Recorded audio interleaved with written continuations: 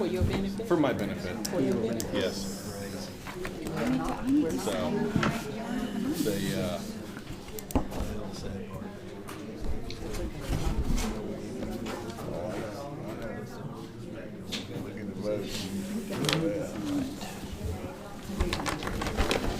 Well, I like to know that I we had. She had any qualifications. I'm not read it, but I didn't say she was qualified to do it. We're like, we're like. Yeah.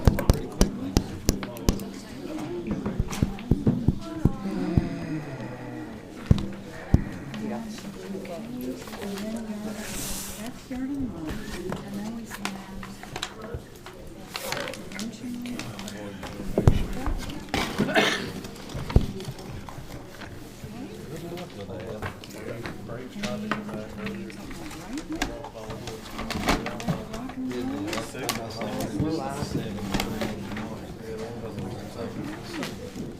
Folks, you ready?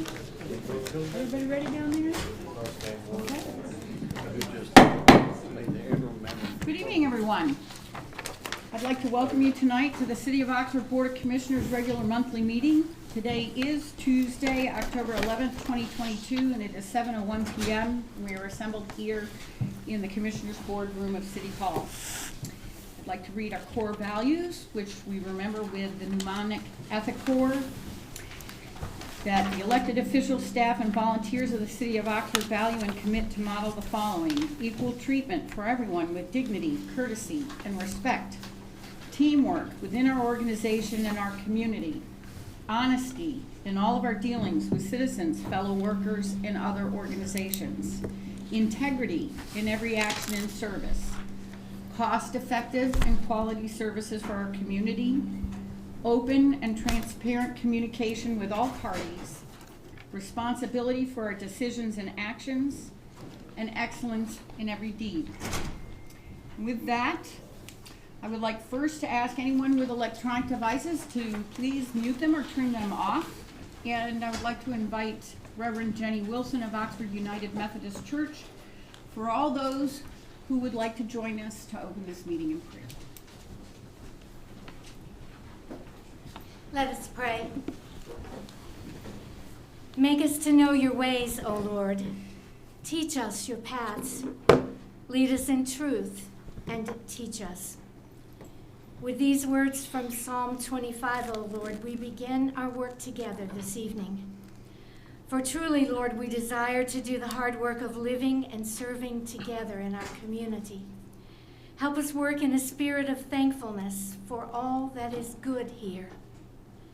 Help us work with humility in addressing needs. Grant us your peace in our work and joy in our relationships, so that the beauty of our differences may strengthen and deepen our compassion and respect for one another. Help us to know what matters to you, O Lord, and then make it matter to us. For indeed we pray that you, O Lord, will teach us your ways, and that you will lead us. Amen. Amen. Thank you, Reverend Wilson.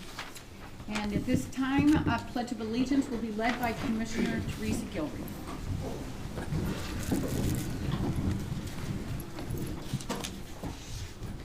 Pledge allegiance to the flag of the United States of America and to the republic for which it stands, one nation, under God, indivisible, with liberty and justice for all. Thank you, Commissioner. At this time, we will consider adjustments to and approval of the agenda.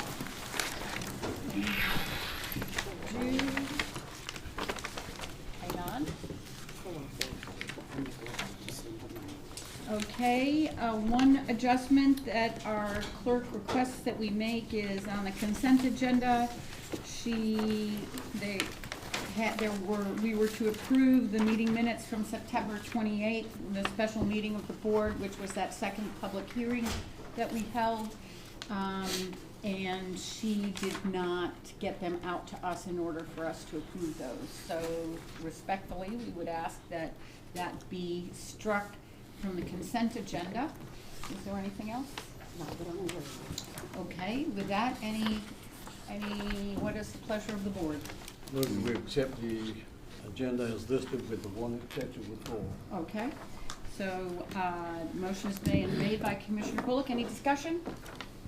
All in favor of adopting the agenda with that change as stated, signal so by saying aye. Aye. Any opposed, like sign? Agenda stands adopted. In order to provide for the highest standards of behavior and transparency in governance, our board has approved a code of ethics to establish guidelines for ethical standards for ourselves and to provide guidance in determining appropriate conduct. Among those, that we should avoid impropriety in the exercise of our official duties and should conduct the affairs of the board in an open and public manner. I now inquire whether any board member knows of any conflict of interest or appearance of such with respect to any matters before the board tonight. If any of you do know of a conflict of interest or appearance of such, please state so at this time. Let the record note, no conflicts. And so with that, we move forward to the public comment portion of our agenda, at which time members of the public can come and speak on agenda topics and non-agenda items. And they need to sign in on the form. We have quite a number of people, so I think what we're going to do is request that you limit your comments to 3 minutes. And with that, I will invite the first on our list, which is Donald Colbert, and if you will come forward to the podium and state your name and your address for the record and what you would like to speak about, please. For those that don't know me, I'm Donald Colbert. I do live in Henderson at 118 Northwoods Road, but I currently work at the Oxford Police Department. I've been with the Oxford Police Department for 18 years, and I'd like to speak on some police issues that we are currently facing. If you may or may not know that this city's in a crisis at this moment with the police department. At a capacity of 32 people, sworn positions, we have 18 people currently staffed. 18 out of 32. Speaking of this safety issue that we have, I got a question for everybody on the board. How do you sleep well at night, knowing that we're facing this crisis? The city council was requested by former chief police Al Coley to conduct a pay study specifically for the police department after his retirement in August of 2021. The council agreed to this request, and the results of the pay study were given to the city manager. Many of us wanted to attend a personnel committee meeting after this pay study was conducted. However, we were asked not to attend and to trust the city manager to have our backs. As you know, we trusted the city manager, and the police officers' starting pay was raised at that time to $41,000 a year, but nobody else got a pay increase. Nobody, except for the ones that fell below the new starting pay.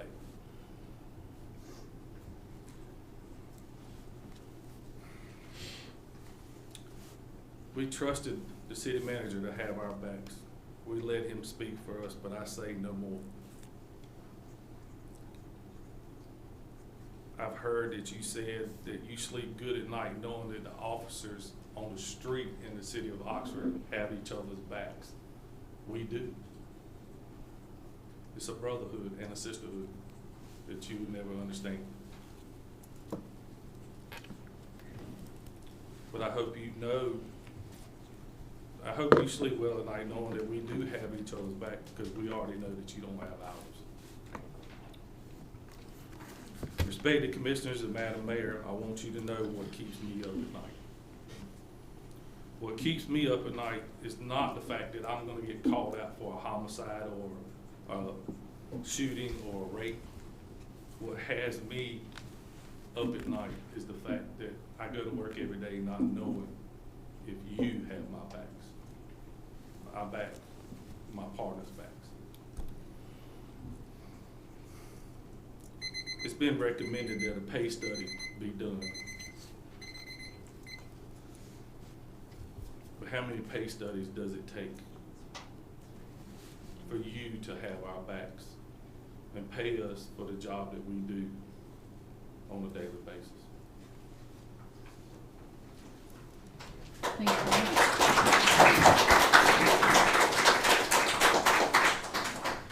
Thank you very much.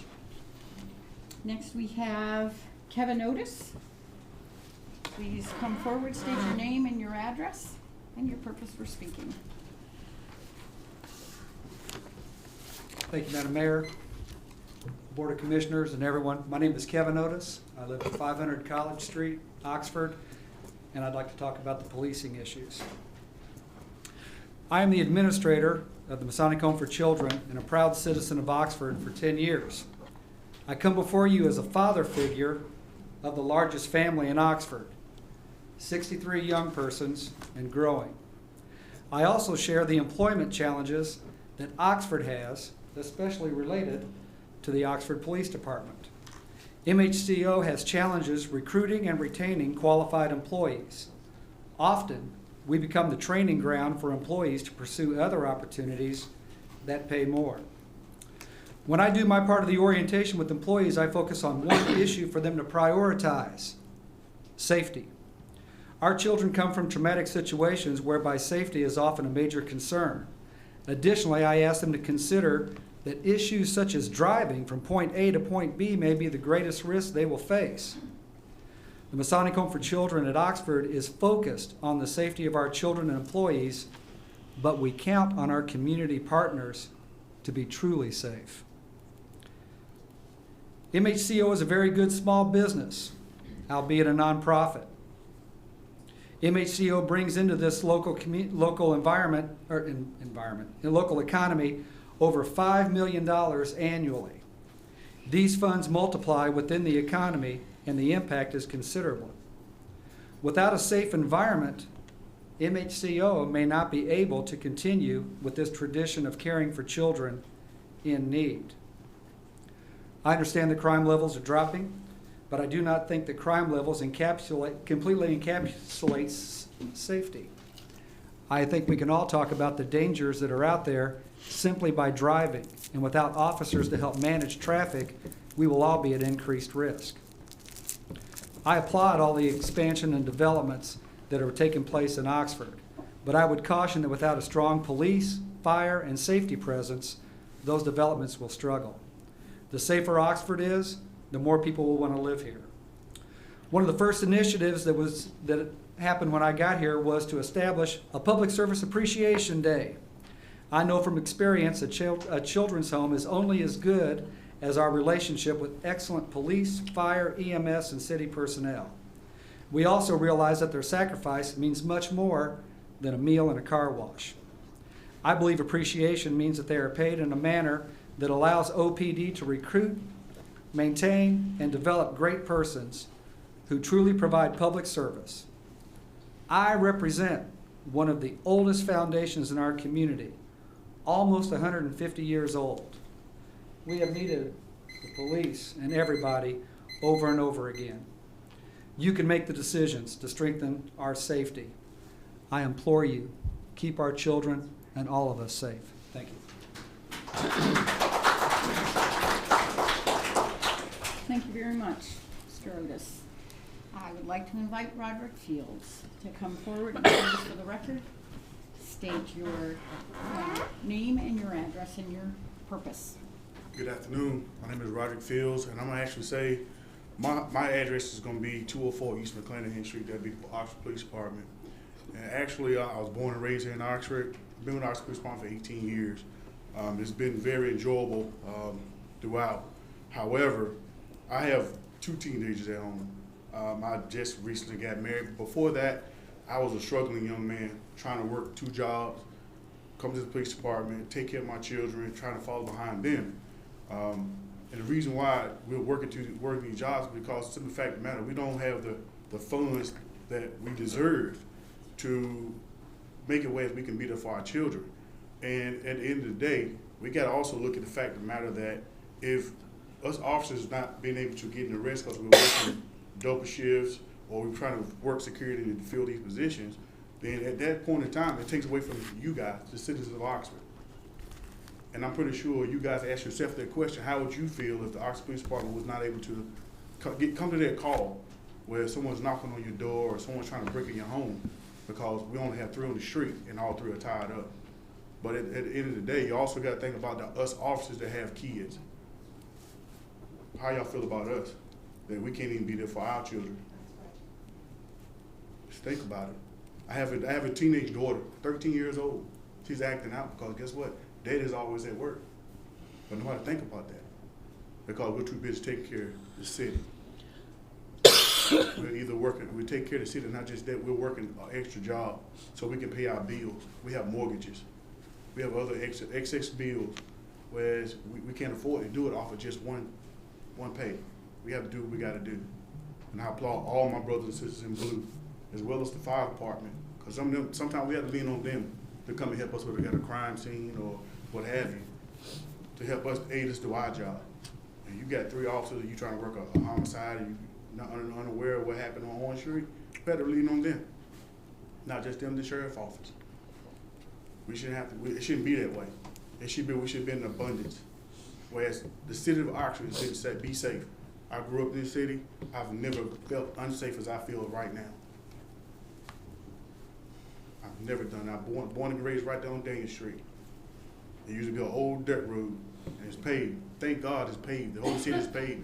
But what good is it going to be for these streets to look good? You grow in the city, but your police department ain't growing, your fire department ain't growing, along with the city. And then you got a 45 minutes to an hour to get there to save someone's life. Because it's prevalent that the drug opioids and stuff is coming right into the city. It's only going to get worse. It's not going to get better until we do something, until you guys do something to help us do our job. Thank you.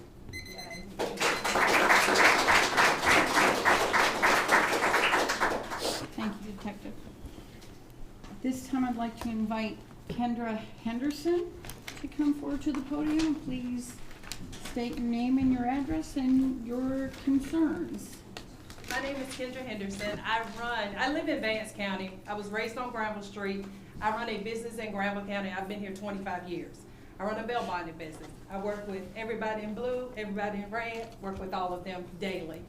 I have seen officers come and go. We have lost so many great officers because of pay.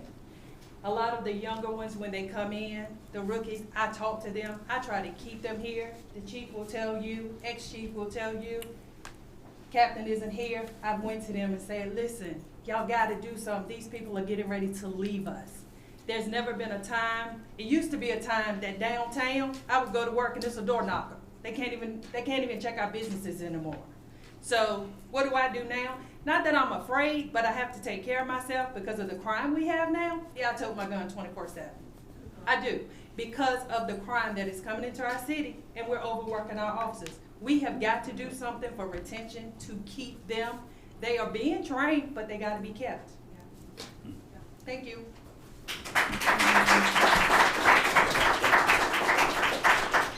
Thank you, Ms. Henderson.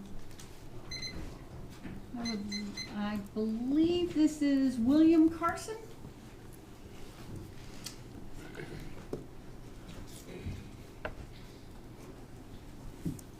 Hello. I'm William Carson. I live in Creedmoor, but currently I feel like I reside at the police department constantly due to being short-staffed and having to work. I'm an 18-year law enforcement veteran. I spent 16 years of my career in Durham, and when I was blessed to come over to Oxford, my first shift, I looked around and I said, holy crap, this reminds me of Durham.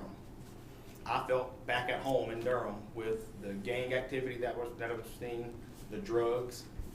It was unreal. And living in Granville County my entire life, it was a shock to know that I lived right down the road from Oxford. And in my entire life, I thought, man, Oxford was like the capital city for Granville County. And boy, it was a cesspool. All right. Oxford's always going to have a recruiting problem as long as we're treated like third-class citizens at the police department. I'm not going to beat you up about pay, about what we're not getting for pay. I'm gonna tell you about things that are just general respect for any business. Our police department is outdated, it's ugly. We've got floors and walls that are separated with gaps in them. Y'all push a COVID mandate for new employees and for employees that are here. We don't even have hot water in our police department to wash our hands. 13 minutes is what it takes to get lukewarm water to our tap to wash our hands. You know what I mean, how much water that is going through? It's a whole bunch. I've talked to a whole bunch of y'all, or to a handful of y'all outside these chambers. Great conversations. I do appreciate them, and it's a lot of big talk. We're there for you. We're going to do something. We're looking out for your best interests. I haven't seen it yet. I watch y'all's meetings and the videos, go back, watch them, look at them, and when it gets brought up and the tough questions get asked, mum's the word. I don't see anybody challenging any other member on this board and really pushing the issue. The only thing I ask is to take a page out of the late Representative John Lewis's book, Create Good Trouble for us, good trouble for the community and for the citizen. That's all we ask. When it gets brought up, don't kowtow to the next person beside you because of whatever position they hold. Stand up and fight for us. Ask, push it, create that good trouble. That's all I'm asking. Thank you. Thank you very much, Officer. I'd like to invite Don Davis.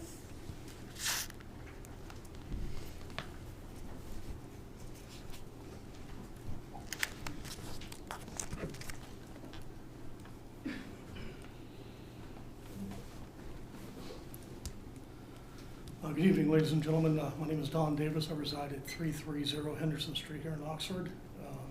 I feel very small standing up here about to air a grievance that is petty compared to some of the things I've heard some of you gentlemen speak prior to me getting up here. To take no more time, just have an issue with the water department and how the billing cycles and things transpire. I make my payment on the 2nd of each month because I get a paycheck only once a month on the 1st. And it took 12 days for the check to get to the water department, from what I'm told. That was when it was received on the 14th of last month, sent on the 2nd. And I have electronic proof that it was sent on the 2nd from my financial institution. I've been told by numerous people that, including Mr. Hawk, I believe his name was, I believe he's the CFO of the water department, that he could not reverse the late fee because if he did it for me, he'd have to do it for everybody, and that's the consensus I get from everybody that I've spoken to. It doesn't seem right that a 12-day venture for a check to get from point A to point B in a 20-mile radius at best, and things can't be nullified. Meaning the extra charges. And I'm only here because I'm on a very fixed income, and even that $10 charge is a bit out of reach for me in this whole scheme of things. So I would hope that these types of things can be looked at on a individual basis instead of, well, if I do it for you, I've got to do it for everybody else. That's not the case. If somebody can prove to you beyond a reasonable doubt or any kind of a doubt that they've done their due diligence on paying their bills, and they can see that even the check even cleared on the 6th, yet they didn't get it through the Department of Water until the 14th, which none of that makes any sense to me. So I'm not going to take any of your time. Obviously, you have many more important things to discuss here.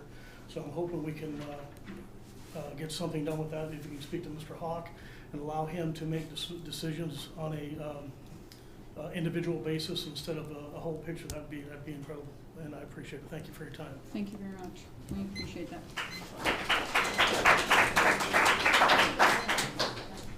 I would like to invite Daniel Allen to come forward.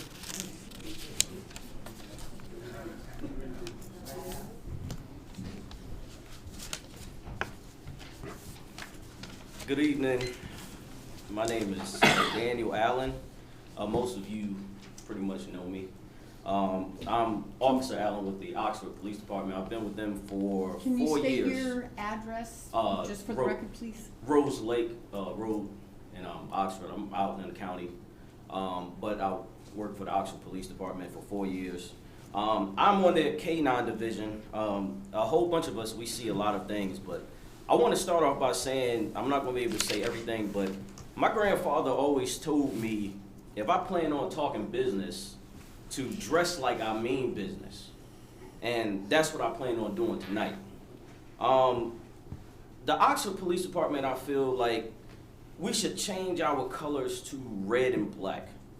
Red for the anger that we have for things not being done in a timely manner, and black due to the fact that it symbolizes death, and this police department is dying. The only way to keep this police department alive and to revive it is not only to give us what we want, but what we require in order to live. At one point, they said, the guys told me and ladies told me that Oxford Police Department was the best place to work. They was the highest paid, had the best equipment and everything, and it's a shame because now you can't even get a honeybee to come and work in Oxford, and that's pretty a shame.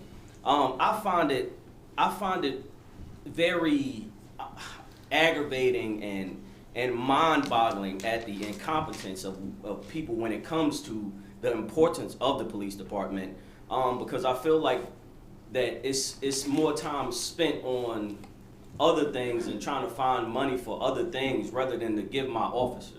I find it very interesting that we'll spend more time on going around the city trying to find the yard of the month than to give my officers more money. That's a big issue, because if there's no police department, there's no yards to be out here, looking at. There's a lot of things that is going on in Oxford, and I realize that there's supposed to be a pay study done. I can respect that, but the only study that needs to be done in this city is getting my officers more money.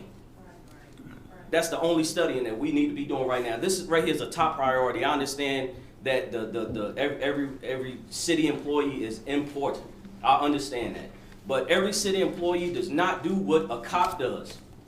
Every city employee does not be out here doing holidays away from the family. Every city employee does not chase criminals, risking their lives to get shot on the next call that we go in, the next door that we kick in. So that right there is a major issue that I feel like needs to be addressed. Not next meeting or a month from now. Before January of next year, we're probably going to have about 4 officers leave. That's a big issue. So I will now kick the ball into y'all court to see what you're going to do. Thank you.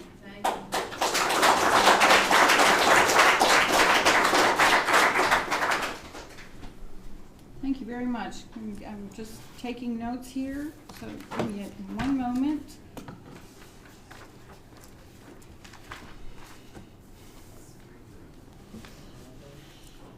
Okay, I would like to invite Matthew Cox forward to the podium. Please state your name and your address and purpose. Thank you very much. I'm Matthew Cox. I live at 124 Pinecone Drive, just at the edge of town where there's no sidewalks or greenways. I want to invite everybody out to the end of the Williamsboro Road extension on Saturday for a Parks and Rec team up that Oxford Community Action Network is doing. We're a group of overly involved citizens looking to basically make historic Oxford more walkable and more friendly. So it's from 9 to noon. We're doing some trash pickup, some light trail cleaning. This seems horribly off topic based on what we're facing, but we hope that you'll come out, hope that you'll get involved. And maybe one other thing. There's a Canadian philosopher that died a year ago, famous Neil Peart, had a great saying: you can choose not to decide, and you still made a choice, but not deciding is sometimes not the best choice. You can raise the specter of, I hope this doesn't raise our taxes. You can raise the specter of fiscal conservatism, fiscal conservancy. You're in the situation right now where good accountancy isn't necessarily good public policy. You're in the situation right now where you can basically conduct another study, kick the can down the road. This is a great looking report, right? But you solved the problems. This board has solved the problems of being financially viable as a city. We have great water pressure. I know I do. And as we complete all of our projects, the rest of us will start having good water pressure too. But we're at the point where we've got another problem. And we need to face the problem, look at the situation, and solve it. You can put money to it. Everyone knows that between 31, 17, and what, 29? Is that the new number? The budgeted monies are already being collected. This isn't going to raise taxes to raise a little bit of salaries. What is not fiscally conservative, what is not raising our taxes, is the fact that you're already taking the tax dollars from everybody here who lives in town, but we're not putting it toward the services that are required to keep the citizens safe. Right. And if you're not doing that, yes, we can grin and feel like we don't know what we're talking about, but if you're not doing that, you're not doing the best thing for the city and the citizens who elect you and the citizens who depend on you. Yep. So I hope that you will very soon make a choice and choose to do the right thing for the city of Oxford and our police department. Thanks. Hope to see you Saturday. Thank you very much. I would like to invite Grace Kennedy now to come forward, please.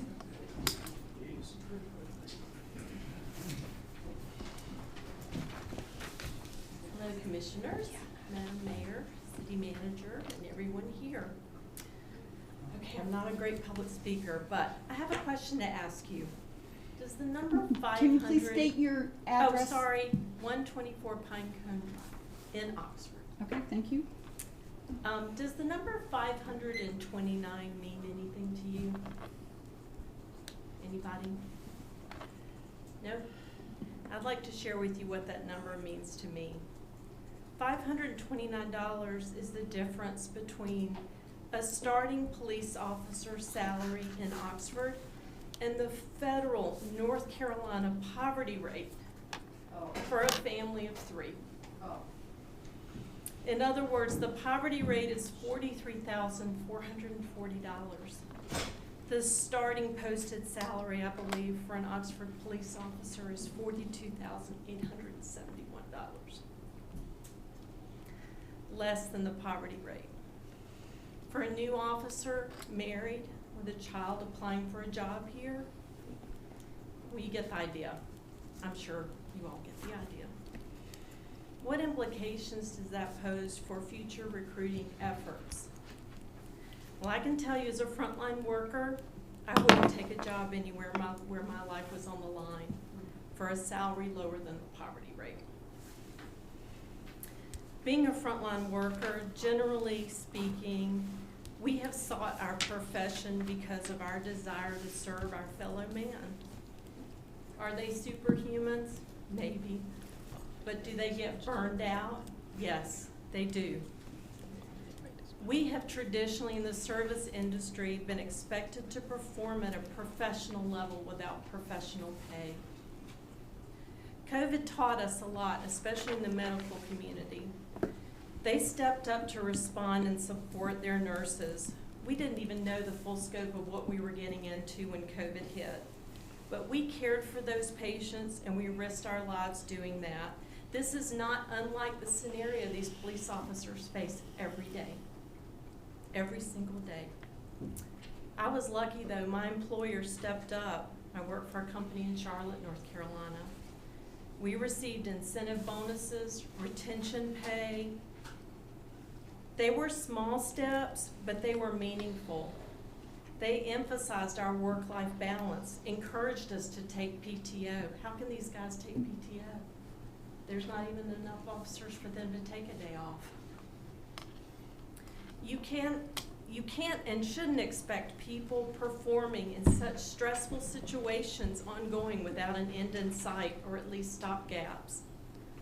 What I'm asking of you as my elected officials, I'm asking you to consider raising their pay, paying them a retention bonus, offering recruitment bonuses to seek out those qualified candidates to come here. With an inflation rate at 9%, the recent 4% pay increase offered our officers in July, that was a good first step. Now consider another 12%. I understand Oxford was a place police officers used to want to come to work. What happened in the last decade to change that? Create a culture of respect with these frontline workers, showing them you're supporting them in not only a fair wage, but also value. Show them that you value them. As you deliberate the next steps in addressing our police staffing opportunities, show them, keep that number 529 in mind. Actions speak loudly, just as inactivity. Consider the legacy that you want to leave.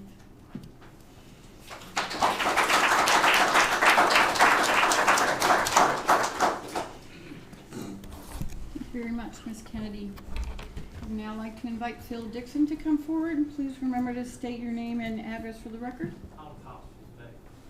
Okay. Amanda Welsh. I'm about agenda item 5A. I still speak now, right? You can speak. Okay, yeah, sorry. Want to make sure I didn't need to wait for my agenda. No. Yes, thank you. My name is Amanda Welsh. I'm at 105 North Country Club Drive. I'm speaking today about agenda item 5A, which, believe it or not, is a policing issue as well. This is a developer wanting to bastardize the GR10 zoning to make houses 10 feet apart. And that's what they're asking for you to do. They're asking for you to take this to a public hearing and hear public about this. I would like to propose to you today that that's unnecessary, that you can just go ahead and vote no for the development of 10 feet apart housing in Oxford, North Carolina. That's unagreeable spacing. It's absolutely undoable.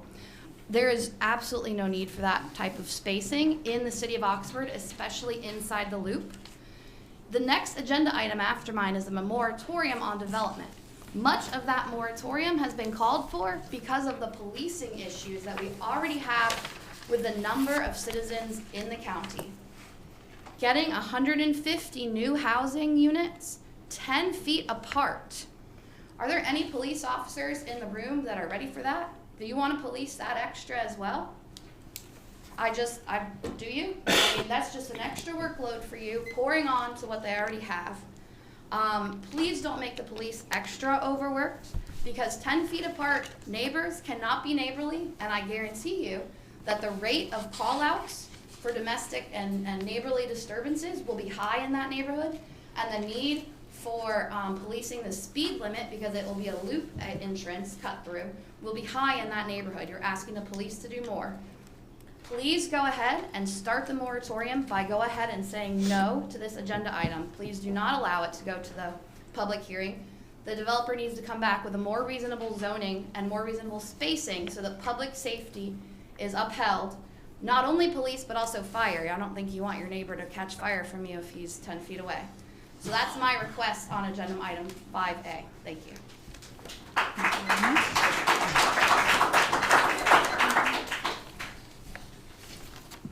I believe this is Mr. McCoy. Did you sign up? Okay. Thank you. Okay.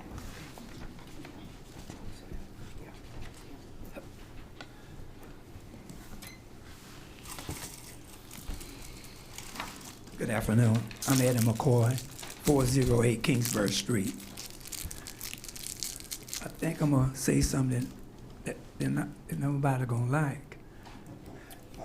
I think if everybody came up here, nobody told this board, and this is what I want them to do. We cannot compete against Raleigh, Durham, and these big cities. I'd like for the city board to raise my taxes about 3 cents. And I think you will get enough money to pay the salaries to compete against Raleigh and Durham.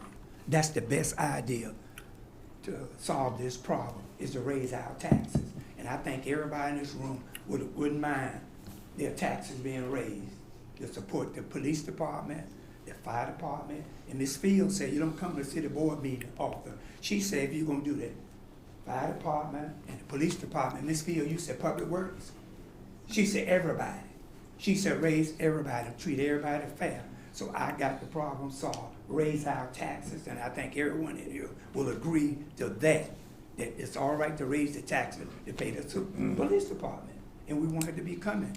And you have a public hearing, and invite everybody back again, and everybody that want to increase the police department and all the employees, say we're gonna come with a figure how much it costs to raise the taxes, and see how many come down here and want their taxes raised. Okay, the next thing is we have the loop and the end of Henderson Street.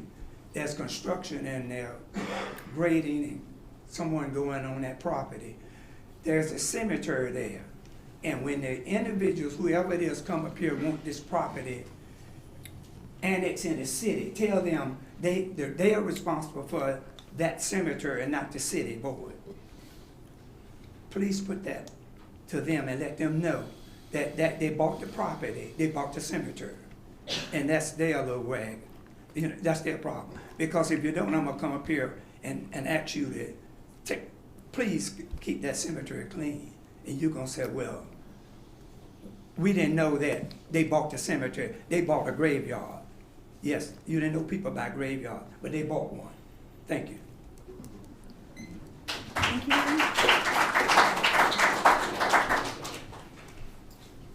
Okay. Just bear with me, please. Sue Springer.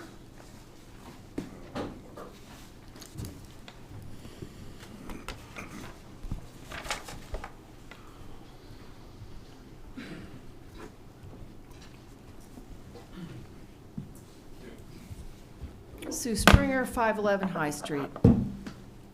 And I'm here to support the police department. Thank you guys so much for the work you do. Thank you for putting your life on the line every day for us. Thank you to the police, to the fire department as well. I was at the meeting the other day where Chief Ford was asked to give you guys an amount to tell you how much to retain these officers, and I know that she did that. That being said, it should have been put on this agenda meeting, and it was not.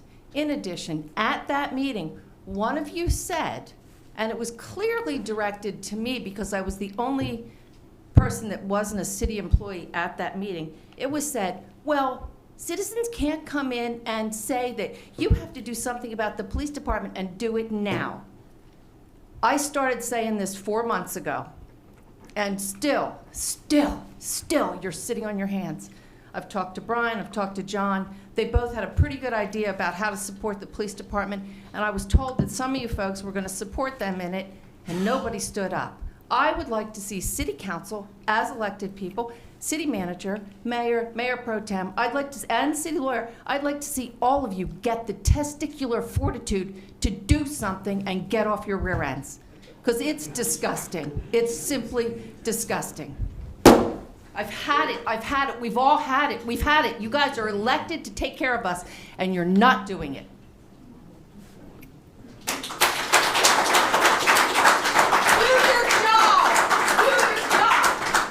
Do your job.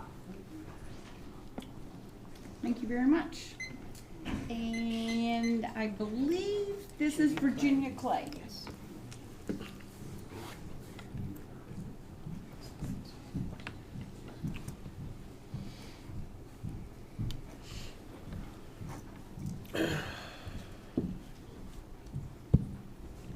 Good evening. My name is Virginia Clay, and I live at 125 Main Street. And I think one of the best comments was made by Ms. Kennedy. You, I think, were the first person that mentioned the retention bonus tonight. And that's not what I want to talk about, but I have to say I didn't know these things were going to be talked about tonight. And if you've been a nurse, and I have been, and you have to touch people and you put your life on the line, we need to be thinking about what everyone has been asking for us to do to support our police. And I've seen at least one woman police officer here tonight, and those women and men, they are like the first line workers that have to touch human bodies that can be spit on, and who may lose their lives easily because of the situation they walk into. So I ask you to please, as soon as possible, put something on your agenda to address this crisis that we're suffering in our police department. But I came here tonight to talk about the dead people instead of the live people, and I hope we can put our minds there too as well. I know that we have limited resources, each as individuals, but I am very concerned about some cemeteries. The one that concerns me the most is the Harrisburg Plummer Memorial Cemetery that is at the end of Henderson Street on the Loop Road. And this is a cemetery that I believe stopped being used in the 1980s, and trees and bushes and vines have now grown over these stones. And you may not realize this, but if you go to our library and you do some research, this may not just be an African American cemetery. This is also a cemetery tied to Harrisburg, the settlement that existed before Oxford, and there may actually be other people buried there that are not African American. But this is a very, very important cemetery that's in very poor condition. It's dangerous. If you walk through it, you may step into a grave. You may see graves that are 4 feet deep exposed, and you could dig down 8 inches if you wanted to and find a skeleton. This is true. The stones that are standing are dangerous because they could fall over on you. And I agree with Mr. McCoy that whoever comes and develops this land around this cemetery, we just have to tell them, well, you know what, you need to give back, and you need to take the lead on helping us make this cemetery a educational and historical part of our community that we can be proud of. Someone else gave me these words today, and I like them. Many of us would like to preserve these cemeteries, Plummer Cheatham, the old Main Street Cemetery, others that have been neglected and abandoned that reflect the history of Oxford and Granville County in this Oxford vicinity. We would like to honor the lives and legacies of those laid to rest there through preservation, education, and community pride. We can fix our problems, and we can have pride in what we do. This is something we can come together on and make into a positive thing. There are a number of people really interested, and my ask to you, city commissioners and mayor, is would you please put sometime an item on your agenda to maybe make a formal committee like they did in Henderson. Give us the structure and the motivation of a community by asking a committee to be formed to help make things happen for the historical preservation that should be happening for these cemeteries, because right now we can agree that the old Oxford Cemetery and this abandoned cemetery at the end of Henderson Street is not something we can be proud of. Thank you for your time.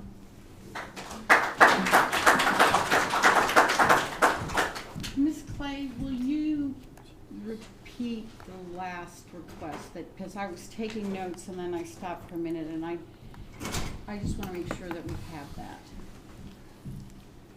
Would it be possible for the city commissioners and the mayor to add to your agenda an item where we create a committee, a formal committee, that can put the actions in place to preserve the neglected and abandoned cemeteries in the Oxford vicinity? And I do like Mr. McCoy's, we definitely need to explore that angle thoroughly, as it's been very difficult for historically, if you even study the documents, it's been very hard historically for us to get together on that. There's been many attempts, failed for many reasons, including some political. Thank you very much. Okay. with that, there's no one else signed up for our public comment at this time. I want to thank everybody for coming to the third floor of City Hall to voice your concerns. Contrary to public belief, we are deeply concerned about our police department and all of our employees and recruitment and retention. It was a priority at this year's strategic planning. We had 3 priorities, overarching priorities, and one of them was recruitment and retention, with a number of items, strategies suggested that are being addressed. We understand that there is more to do. It is very difficult to make a decision when you don't have, we were given numbers for what is being looked for, but not the total impact on the budget. We need that information so the board can have a concrete discussion on that impact and how to go forward. And that's what we look forward to doing. We intend to act as soon as we have that information, and we're working with the chief, and I know our manager is, to get that and bring that to the board.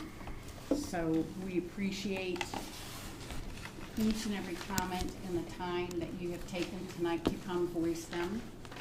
And we have every intention of moving forward and not kicking the can down the road. And with that, I think we will move. Mr. Thornton, do you have anything to add? Nope. Okay. I have quite a lot, but I'll just reserve it at this point in time. Okay. Well then, we will not be looking to wait to continue this discussion for another month, I assure you. Mayor, if I may say something. Yes, sir. You know, I think it's definitely important to hear the voices of our community as it relates to our police department. And, you know, when we hear the word another study, you know, some of us probably are a little impatient about stuff like that. So I think that there can be some steps taken that immediately address some of the concerns expressed by our citizens. You know, I think at some point, you know, I know that Mr. McCoy made the comment about, you know, go ahead, increase my taxes. Well, the bottom line is that that is definitely something that has to be on the table relative to increases in our police department and other departments. I mean, it's just something that has to be on the table because, you know, we as elected officials oftentimes like to get to the end of a budget year and say we didn't have to increase anybody's taxes, because that's, you know, sounds good when you're running for office. However, the reality is law enforcement is at risk in a number of municipalities in our nation. You know, it's not the same profession it used to be because of the fact that much has happened in the news. And so, you know, some folks just don't want to go into law enforcement. So that affects recruiting. We are going to have to think about getting our corporate neighbors to consider what they can do. We have all these industries, and companies that have, you know, big budgets and employees that they want protected by the police. Well, we need to start having some conversations about how our corporate neighbors can help us out with, and then there's money, ARPA money, that can be applied to some of the strategies we have going forward. And I don't want to wait till next month when we have our next regular city council meeting. So I would request that we schedule a meeting of the Public Safety Committee along with the Personnel Committee within the next 7 to 10 days to put down some specifics about how we are going to move forward in terms of starting pay for police officers. And you understand that if we talk about starting pay for police officers, we better be talking about longevity pay for those police officers who have been around a while, because these police officers who walk up here say they've been on the force for 18 years, they don't want to hear about what the new folks are getting. They want to know how is our pay going to change too. So this is not a simple fix, because the officers that, you know, are saying what they need don't want you to just put it in one place. And so I would ask that we have a meeting soon with those committees. And I'm hoping that we'll get some numbers, you know, in terms of the money that's needed, so that we as a board can think in terms of, you know, where are we going to get this money from? But I think we need to act quickly. And it's enough delaying. Thank you, Commissioner. I've got to agree with Quan Bridges. We've got to have a meeting very soon and get something sorted out. One of the officers did mention about the building, and that's got to be addressed as well, the condition of the police station building. And I think our Public Works Director ought to be in on that to see what could be done. That's all I want to say. Okay, thank you. Mr. Thornton, where's our police chief? Yeah, that's what I thought. I'm a little short, so I can't quite see over everybody. I apologize for that. Between the two of you, do you think you can get those concrete numbers that we were looking for so that we know precisely with one approach it will cost this much, with X approach it'll cost that? When do you think is a reasonable time for us to be looking at scheduling a meeting so that we have the number? So if we need to be looking at a tax increase in this coming fiscal year, we can know what that would need to be and factor everything in together. Well, I'm not going to speak for the chief of police. I'll certainly speak for myself at this point in time that, you know, we'll begin work tomorrow to get that information to you as far as a number of options that have been presented from my office that you've received and we discussed at the Personnel Committee meeting week before last, options that are in the memorandum from the police department. We'll seek to provide all of that as quickly as we possibly can. Okay. And hopefully the chief will agree to that, accept that, work with my office to prepare for the meeting when it's scheduled. We need to make sure, of course, that we can herd all the cats properly and make sure that we're all there at the same time and the same date and have the ability to do so. I agree with you. It is something that needs a decision. Great. Okay. Thank you. Yes, Commissioner Bullock? Two things. I agree that we need to have the meeting because for us to make an appropriate decision and be able to explain it, we should be able to provide the information to the public also. Mm-hmm. We're making a decision based on these facts so that you'll understand also. And secondly, let's don't forget some of the things we've already agreed to. Exactly. We've looked at the take-home car policy and all that. We need to put this all in together and address it. So am I hearing 7 days? No more than 7 days or less than 7? Talking business days or weekends? I guess 7 to 10 days should be appropriate. Okay, yes? Just yes, one sir. other thing, I don't think tax increases will be necessary in the short term. And we can use the money that they're saving in the budget to give them a decent raise. We don't need to use tax raises to give them that money. We can use the money we already have and that's already budgeted. Just a thought. Yep, thank you. Okay, with that, I think we're gonna move forward on the agenda. Again, thank you everybody for taking the time out of your evening to come to Oxford tonight, to the City Hall to speak to us. All right. With that, we move forward to the Yard of the Month. No, Morgan Wren Employee of the Month. Why don't you stay for a moment and clap for our Assistant Fire Chief, who is our Employee of the Month.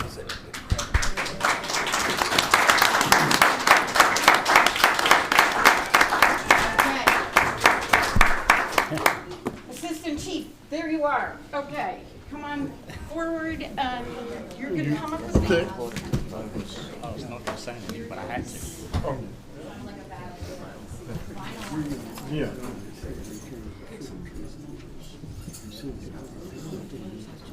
We have a lot of first responders who deserve celebrating. We have She our said, Employee of the Month, who's named after Morgan Adams Wren, and this month it is 43, our Assistant yeah, Chief, 43. Howell Wilkins, and so Commissioner Bridges is our Public Safety Chair, so he's going to read the, oh, we need to move over. Our photographer is telling us we need to move. All right. You want to take a picture or you want me to start reading? Either way. Go ahead.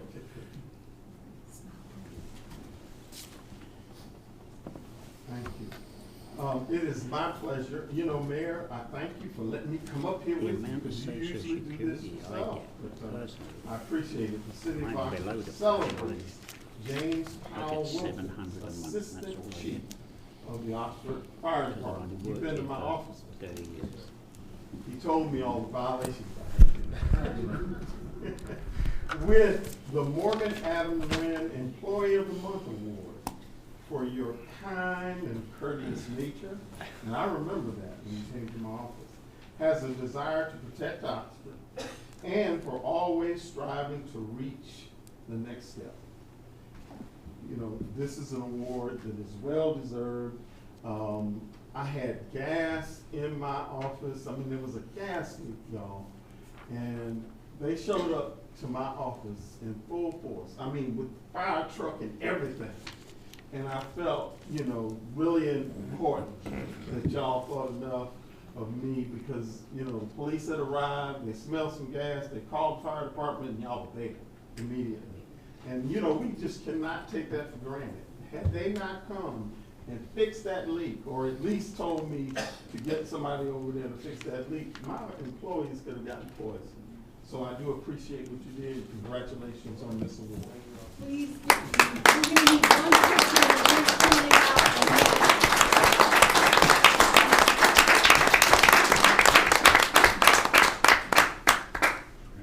Thank you very much for being here. Okay, let's see. Let me, I think I need to stay up here. Yard of the Month, yes, absolutely. Douglas and Anita Winborn of 423 Williamsboro Street. Are you here? Oh, hooray! So they live right down the road. Excuse me? I said, we live at 423 Williamsboro Street. 423 Williamsboro Street, right down the road. Did you want us to come up? Yes. Absolutely, absolutely. And they have a beautiful yard. Am I correct that in one of the big bushes on the side of your porch, you've actually put in blossoms in there? I love it. We did. It's absolutely wonderful. Gorgeous plantings around the front porch, landscaping around your trees, beautiful moon on the house, lights. Absolutely looks lovely. And so We are so glad that you could come down tonight and we celebrate you. We do have a certificate that says Yard of the Month awarded to Douglas and Anita Milborn, 423 Williamsboro Street, in recognition of your valuable contribution towards the beauty of our community, and it is signed by me.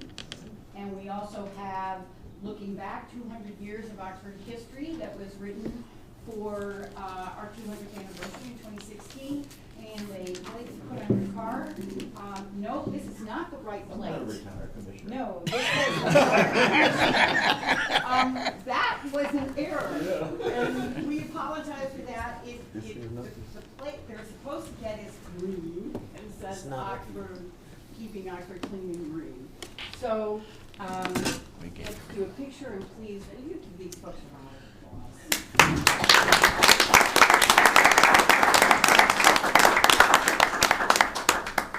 And go by 423 Williamsboro Street. If you go out in the parking lot and you turn right. Yes, thank you. And go, and you start to go up the hill a little bit. It's there on the left, and it's absolutely beautiful house and yard. So thank you very much. Another round of applause.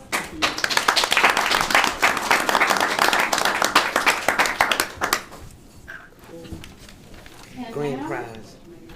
Grand prize. grand prize. Oh, don't leave the room yet. Okay. We got to do a drawing. So I think, are you not ready? You go.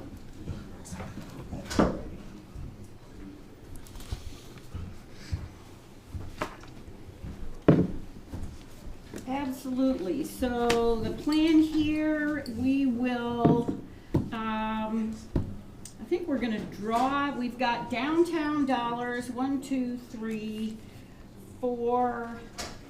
We've got 4 downtown dollar awards of $15 each that can be expended in all kinds of merchants downtown. 1 of 25 and 1 for 75. And so should we go for the biggest one first or the smaller ones first? Small. Okay. Will you draw 1?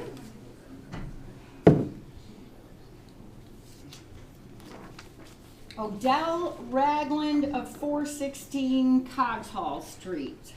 15. There we go. Okay. Odell, give her a round of applause. You might have been our first winner. Is that possible? I think you were our first in the beginning of the season, back in May. So you can use these at, I think, all of the restaurants downtown and most of the stores, and there should be a sheet in there that says where you can reach them. And we thank you very much for being here tonight and for having a spectacular yard. Give her a round of applause. Okay.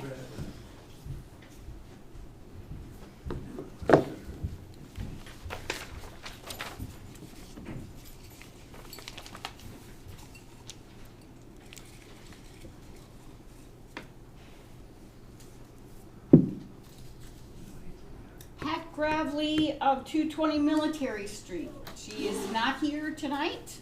We will put hers in the mail for her. Okay.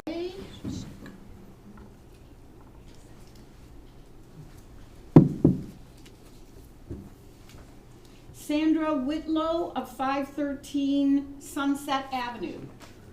She is not here. Okay. She works with my wife. Oh, yeah, wonderful. Let's have Seth pick one. Commissioner Watson, excuse me.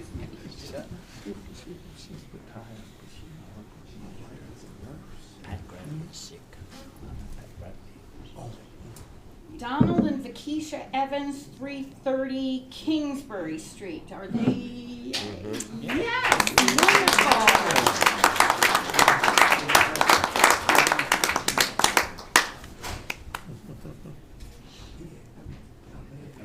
This yard is spectacular.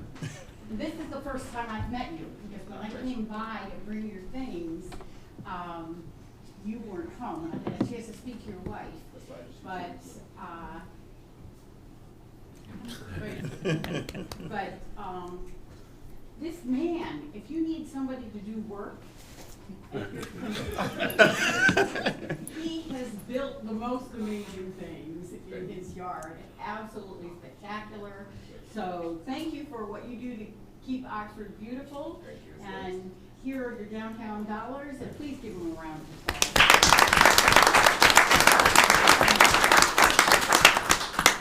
Okay, we have. Thank you.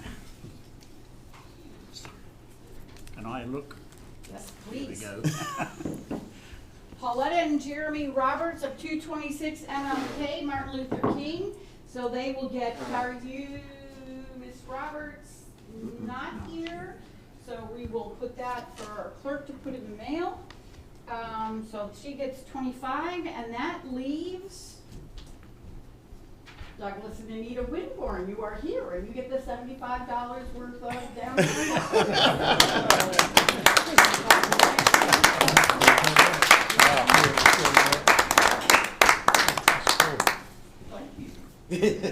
And I would just have to say that in the end, it's the city of Oxford that really wins. Because people like you, I do not have the ability to grow things and make them look beautiful, and so I'm really grateful for folks like you that make a difference in the curb appeal of our community, and so thank you very much. Support your local police. And with that, we move on to Fire Prevention Week. And Commissioner Bridges, would you like to come around again? We'll invite the fire chief down.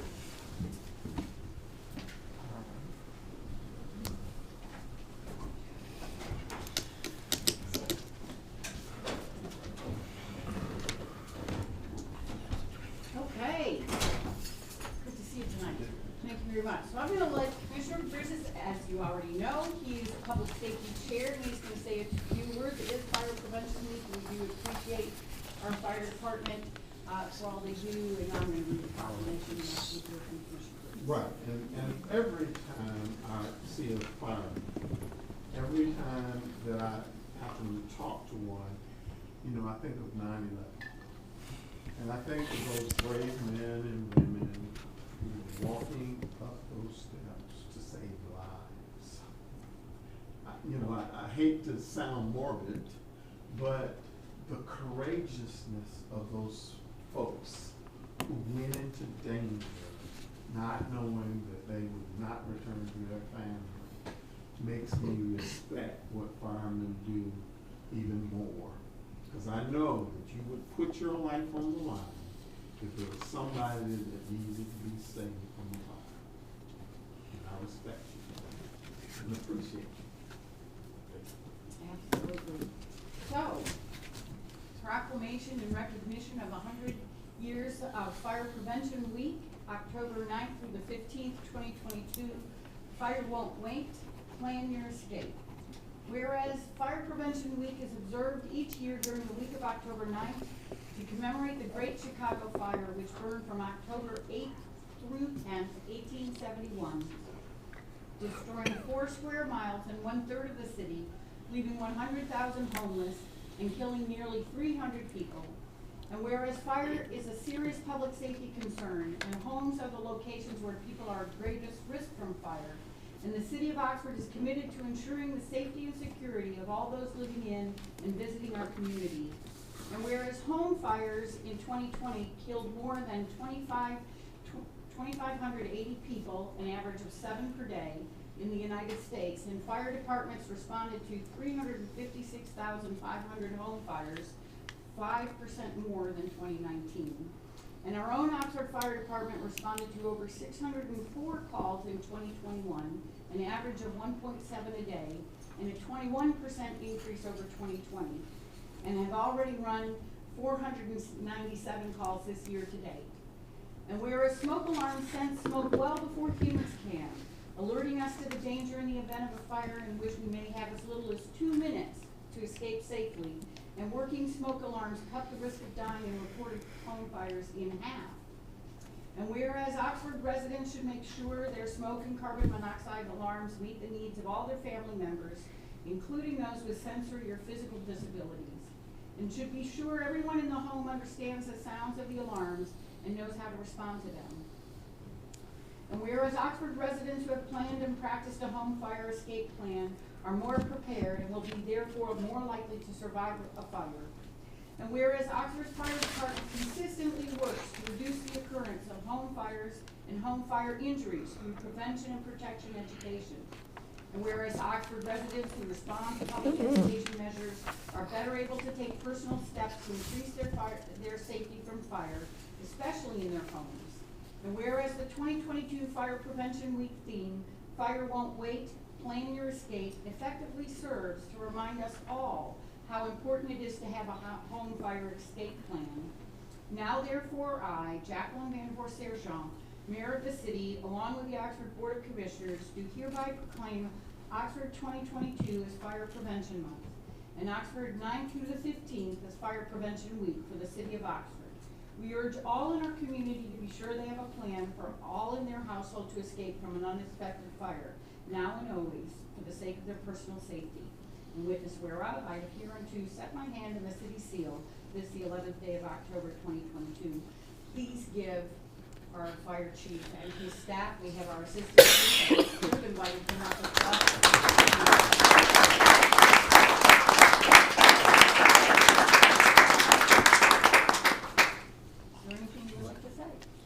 No, fire prevention is every day.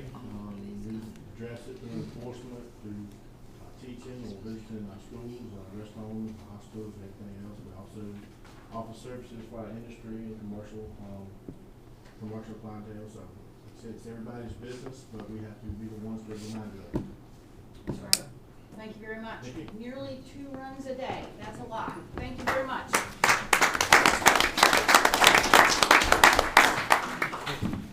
Okay. Cool. So I get to stay up here some more. Because, you know, as modest as our mayor is, I wanted to take a moment, and I'm serious, she called me earlier today, she said, don't stay up there too long talking about this. But I'm gonna take the time I think is necessary to say that our mayor, you know, recently was awarded in September at the Car banquet as the Municipal Elected Official Award for 2022. And that is no small feat. I'm not talking about just Granville County. I'm talking about the surrounding municipalities. She was selected as the outstanding elected official. Now, I did nominate her, and I did have the opportunity of presenting her with the award.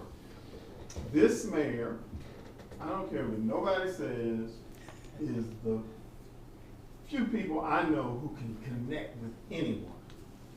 She's up in anybody's church. You see how she's able to communicate no matter what you look like, no matter, you know, what your status in life is. This mayor is just the kind of person that will give you a hug and that will congratulate you no matter. And this is some of the things she does. She's on the Rotary Club. She's on the Granville County Juvenile Prevention Council. She's on the National Academy for Nutrition and Food. She's on the Granville County Emergency Shelter Program. She's involved with the Boys and Girls Club, Families Living Violence Free, the Granville Vance Board of Health, the UNC Gillings School of Global Health. I mean, those are the kinds of things that our mayor does, along with just being a great mayor. And she's a great mayor because she's been elected 5 or 6 times, and she is one of the highest vote getters of anyone. And I think we should give her a hand for the work she does and how she loves this community.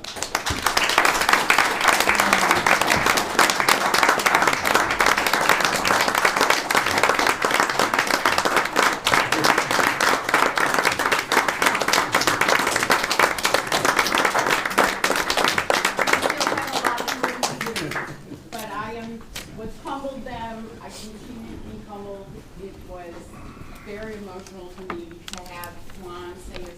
Commissioner Bridges say as many lovely things as he did. So thank you very much. Thank you, Commissioner.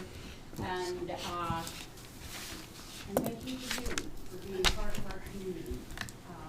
Whether you support how we are behaving up here or not, we appreciate your input because that's what it's all about. And that's how we figure out the best way to go forward. So thank you very much. And with that, I will invite our city engineer, Amy Ratliff, to give us an update on infrastructure. Thank you very much.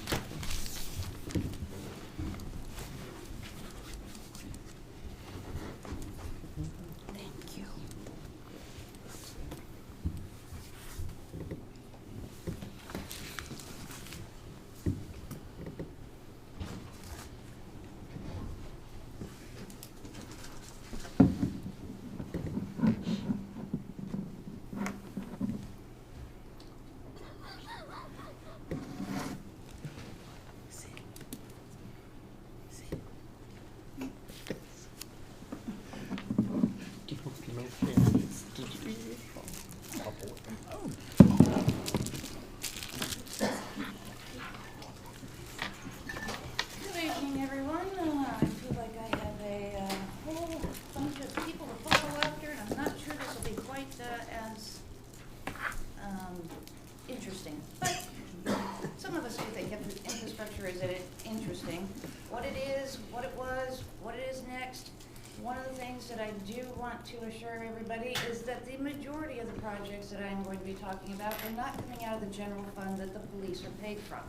They have, if you look in the bottom left-hand corner of your information sheet done by the Director of Finance, you will see that there is a PAL bill fund, which is where our street projects come from. There's a stormwater project fund. I'll let you guess which funds are coming out of there. And then we have the water fund, which handles the water and the sewer. So, you know, wanted to give you a little bit of a history because as we have been talking about employees and retention and how long folks have been around, I started thinking about the folks on the board. The mayor was here when this started, and Commissioner Fields, and Commissioner Bullock, and Commissioner Bridges, but everybody else is new. We're on our second city clerk, our fifth city manager. So, you know, we'll go back in time a little bit to 1916 when Main Street was the first street to be paved, and that's actually 11 years after the first water and sewer utilities went in the ground. So after over a century, we have decided that we were going to go back and replace some of them. And, you know, here are some pictures that give you an idea of why we wanted to do these projects. We have sewer that is overflowing, leaking fire hydrants, manholes that are in awful shape, tuberculation in our water lines. Our guys are out and it's 30 degrees and it's snowing and they are trying to make repairs on water lines. This is not what we want our folks to be doing. We actually, our record keeping up until 2015 was mostly paper files in drawers and boxes. We had some CAD maps that were a bit outdated. You had to go through a DOS search function in order to find some of these things, and you had to know that the kidney dialysis used to be at McDonald's and the, you know, Public Works was the A&P. So trying to find things was a little bit, you know, a challenge for those of us that didn't grow up here in Oxford. What we thought we had was 58 miles of water lines, 68 miles of water lines, 58 of sanitary sewer, and about 38 of streets. What we actually found out is we had almost over 20 miles more of sewer, 81 miles.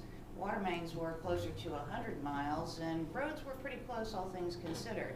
But after we went back and did the computer mapping of where we actually have the water, the sewer, and the storm drainage actually mapped in the computer, this has helped with developing our projects that we go to the funding agencies for. They like to see that we know what we have, that we know where we're going and what we want to do next. It also is the basis for our work order system, which our finance and public works are exploring a new work order system now since the old one is going to be going out of date.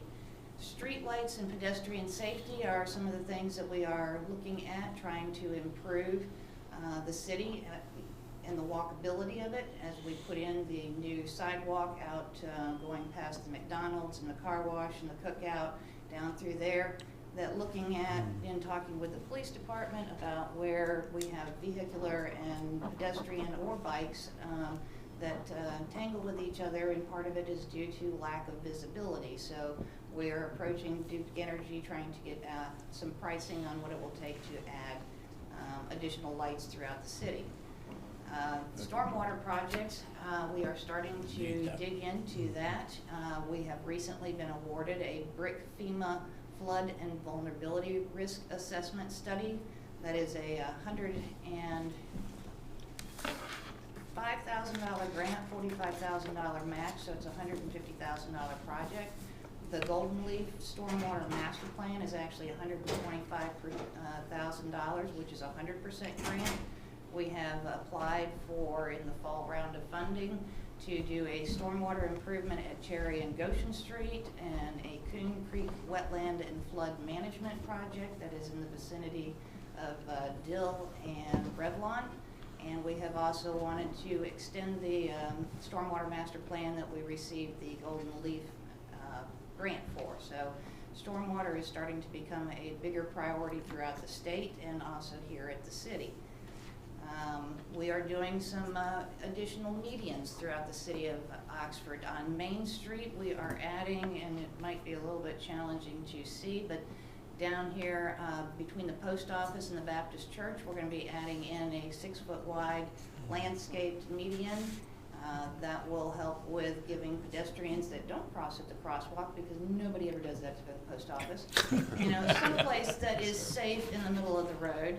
In addition, we are also putting bulb outs at the crosswalk that is down closer to the Strong Arm Bakery, so that pedestrians have a shorter distance between the safe areas that they can be in and not have to dance with the vehicles and cars quite so much. We are adding a median on College Street. We are putting our water and our sewer utilities in a median that we are creating starting just south of McClanahan at Watkins Street, and that will be extended to just past the Masonic Home near Alexander. So water and sewer will be put in that median. One of the reasons we did that was to, you know, reduce the possibility that we would be getting into the roots of all the old oak trees that line College Street. We did not want to cause damage to the root system and possibly cause those trees damage and failure. And also, this is going to provide a median that is for safety if pedestrians are crossing the road, as well as putting in some light fixtures that are going to provide a little bit better ambiance than we have currently coming into the downtown area from the north side of town. We have done 2 AIA studies in the past. I never thought that the skeleton AIA would actually last as the name of the project as long as it has. It's still in our budget and recognized as such, where we just did the bare bones to come up with what did we need to do in 2016 when we were starting to go after a lot of the funding. At that first funding event, we were awarded a water and a sewer AIA, and they actually awarded it in 2017. Those were 2 approximately $150,000 grants that we completed to give us a better idea of what needs to be done, what's in good shape, where do we need to go from here. And we were just awarded in 2022 new water and sewer AIA grants, so we can do additional studies to see how we have done with the funding that we have received, what projects we have completed, where our priorities are now. It's one of the things that the more we dig in, the more we learn, and the more we realize we have to do. So we will be utilizing those funds to move things forward. And one of the things that the Division of Water Infrastructure, when they asked what do we need to do as part of the projects, I requested they add in rate studies so that you can actually have the grant money fund doing a rate study and allow the city to make sure that we are getting the rates in place that are needed to pay for the projects that we are completing. So let's see. So it's a little bit challenging to see on here, but our water-only projects, if you look at any of the roads that are highlighted, and I certainly can't read it from here, but we have close to over 15 miles of water lines that we have completed in the last 5 years, and also a 750,000 gallon water tank that most of y'all have seen out there on Industry Drive. Sewer projects, we are closer to the 10-mile vicinity with our sewer projects. Those are a little bit more challenging and a little bit more expensive to do, but we have made great strides in both the water and the sewer projects with regard to, things in Oxford that need to be replaced. And when you put them together for the water and sewer projects that are funded, the number of completed projects, the number of projects that are still under construction, and the number of projects that are under design, you will see we are touching almost every part of Oxford with one project or another. And if you look at our funding, we have received over $70 million since our first funding applications that went in, and 18 million of that is either grant money or principal forgiveness, which means that we do not have to repay it. And over half of the remaining funding that we received is at 0% interest. I don't know about any of you, but I certainly wish I could have gotten that as a mortgage rate for my house when I purchased it. Yeah. The other ones are 2% or less, some of them being 0.68, even as low as that. The Carr Lake Water Plant, we are a partner in the plant that supplies water to the city of Oxford. Our 20% ownership provides us 2 million gallons, currently at the 10 million gallons a day that the plant is rated at. We finally have gotten the funding in place in order to expand that plant from 10 to 20 million gallons a day, and that will supply the city of Oxford 4 million gallons of water per day that's guaranteed. And so now that we have got the funding, the contractor is ordering materials, and we hope that work to be complete in about the next 2.5 years. And the development opportunities in Oxford, and we're going to hear about some of those tonight. We've been hearing at public hearings. The development opportunities that the folks are seeing in Oxford, and developers are coming to us because we do have the water and the sewer capacity. And it is something that is very critical for any new developments that go in.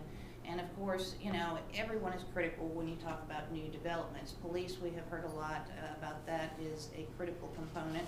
But fire, planning, the finance department, the wastewater treatment plant, the public works, even HR, because we need to add staff to all of these departments in order to handle the growth that is coming to the city of Oxford.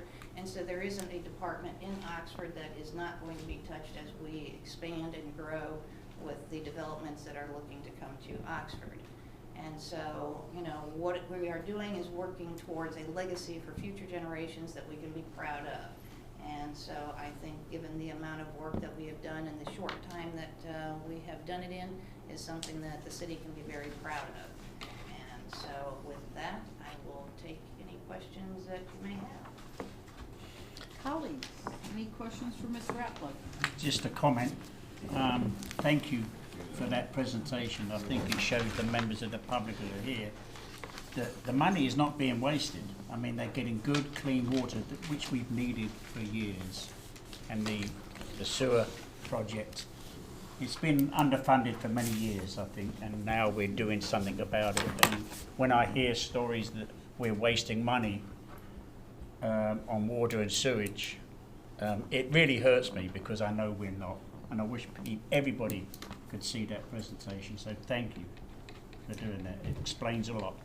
Thank you, and I just realized I must have hidden the slide that showed the resurfacing, and I do apologize for that, but most of y'all are aware, if you've driven around town, that is occurring and moving forward and pretty quickly after all the night work.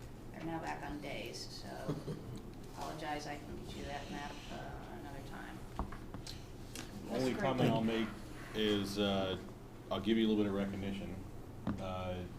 Our city engineer, I see her out at 11 o'clock at night and 11 o'clock in the morning, and every hour in between, shoulder to shoulder with the contractors, making sure that things are getting done. On a couple of occasions, there have been incidents that needed her immediate attention, and she did not hesitate to stop what she was doing and address those at the behest of some citizens and so forth. So it is, all of our staff works extremely hard, and I think you have taken on a gigantic project, and it is a three-ring circus with contractors running all over town. But it is going to be an amazing feat once it's completed, and I appreciate the hard work you're doing out there, making sure that it's getting done, and it's getting done right, in managing the contractors and the NCDOT and everyone else who has their fingers in the pie. So thank you, and thank you to your staff, and thank you to Public Works, and to everyone else who has been involved in making sure this gets done and gets done completed. It does not go unnoticed. Thank you.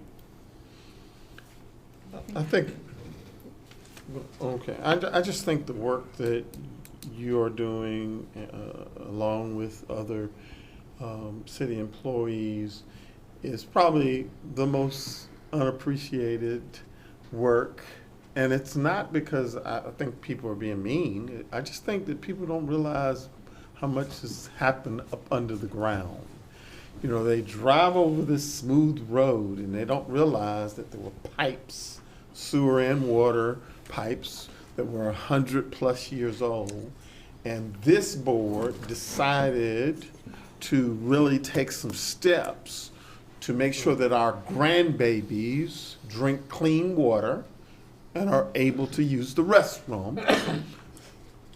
And to be quite frank with you, I know that this is tough work, and I see you out there also, and when I see the men and women out there, you know, digging up streets, and I'm at the courthouse, and some of the workers there are complaining to me, you know, about their cars getting real dusty because of all the construction work going on. I just look at my grandbabies when I get home and I say, you're going to have some clean water down the road. And that's what means something to me. Thank you for your work. Yes, ma'am. At a certain age in life, you get ready to say something and you go brain dead. And I just went brain dead because there was 2 states that I wanted to think about that had horrific issues with their water. Flint, Michigan. Flint, Michigan, and Mississippi. Yes. We don't want Flint and don't want to go to Mississippi. And in order to not have that choice, my hat's off to you, your team, and whomever it took to get us from point A to point B. Thank you.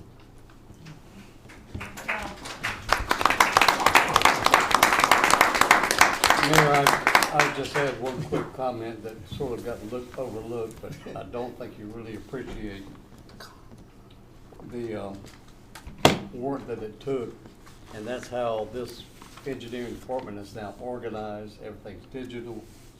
In the past, it used to be back over here in this corner, third closet, second shelf to the right. I think it used to be their philosophy to a very organized approach, and that, among other things, has helped us get some of these grants because of the data that can be provided and verified and the presentation put together. So that aspect took a lot of work and will continue to show benefit. Absolutely. Absolutely. Yes, ma'am. I just wanted to throw up the resurfacing map real quick. What is in blue has been completed. What is in red is still yet to come. And as was mentioned, we wanted to get the utilities in the ground before we paved. One of my pet peeves is that cutting brand new asphalt as soon as it goes down. Yeah. And we certainly did not want to do that. And I know that the roads got really rough in the meantime, but it is something that I think overall we're gonna have a much better end product because we did it the way we did. Thank you. And did you want to say anything, Commissioner? I just wanted to ask, again, to reiterate, we have, what, 3,200 water customers? A little bit more than that. Okay. But 4,000 including irrigation. Okay, I and apologize. Maybe commercial. I was thinking residential. I apologize for that error. I just want to reiterate the $18 million of work that is being paid for by grant money. And then, and you've gotten so much additional funding since the last time I looked that I do not recall, but how many million are we being funded that is at zero interest? Over 40. Over 40. So if you calculate out the additional millions of dollars that are 4,300, because all of this work needs to be paid by our water customers, because that's how it works. Tax money doesn't go into this, it gets paid by the bills.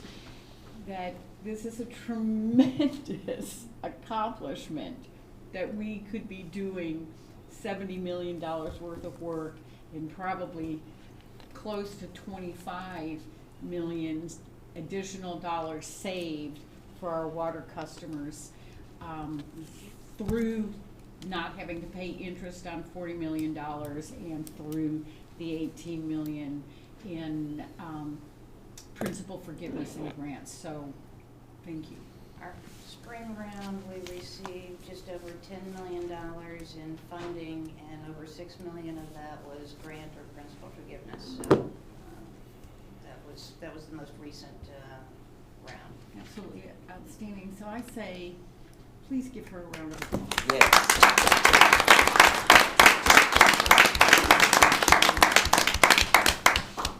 Okay, thank you very much. And with that, we will invite Hak Ung, our finance director, to come forward with his finance discussion. It is. It is a tough act to follow, but we do have a good financial report, though. Thank you for hanging in there, citizens, Madam Mayor, Board. I'm reporting on the September, the end of September, September 30th. September is the third month in, so 25% is your target for revenue and expenditure. And so shall we go ahead and go into that? At the end of September, general fund ended up with 41.4% for the total of revenue.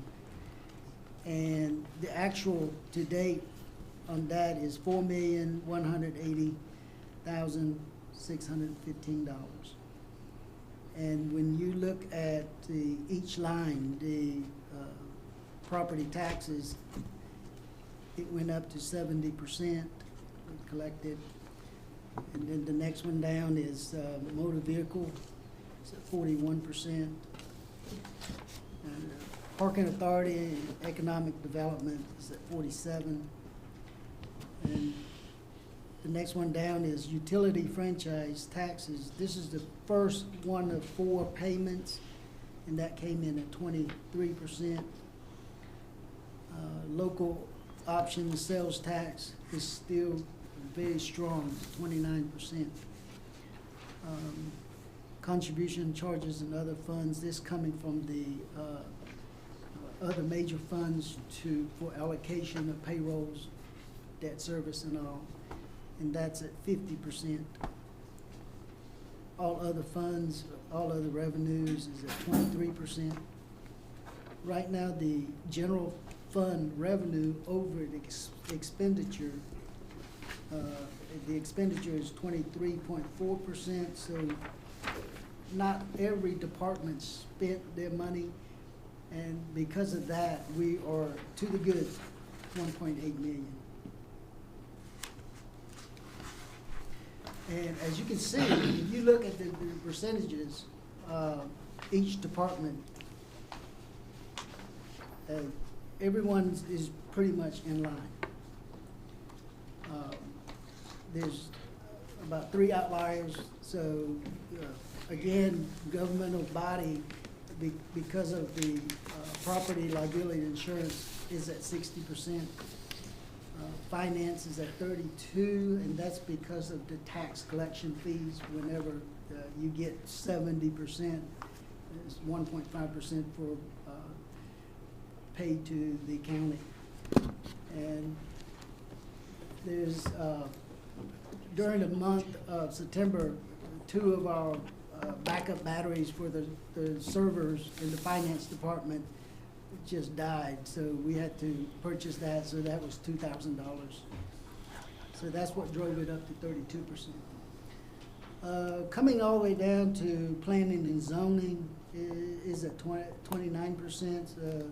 The payment to Stewart Engineering Comprehensive Plan, the second payment to them, was $9,000, so that's what drove that up to 29%.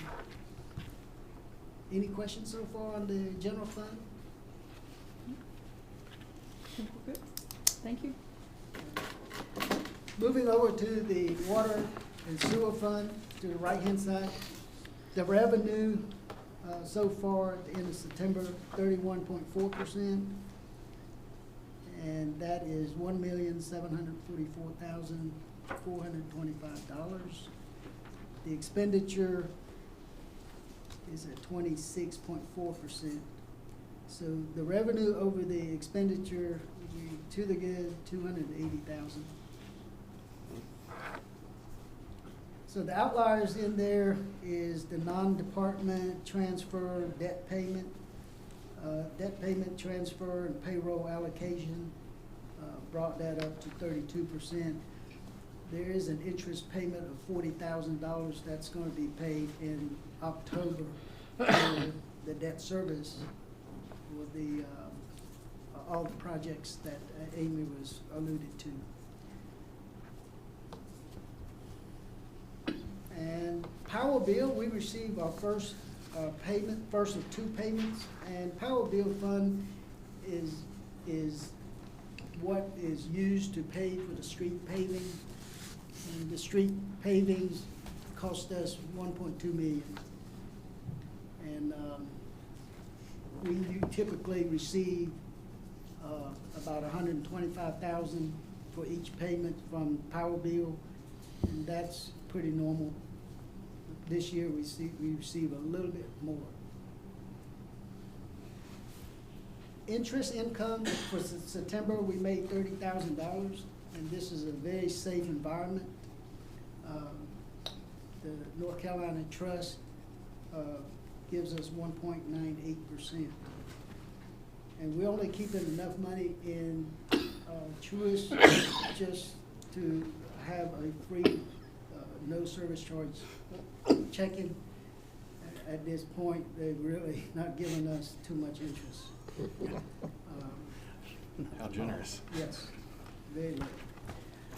And with that, I'd like to just leave it up to any questions. I only have one question for you. Yes, It's a bit nitpicky. Going back to your server issue. Yes. Why are we still hosting on site? Would it not be financially better off if we Do it on the cloud? used secure services from Microsoft or ASW or anybody else out there? They have the highest security protocols that you can possibly get. Would that not make? Because there is a cost factor to maintaining that on-prem services.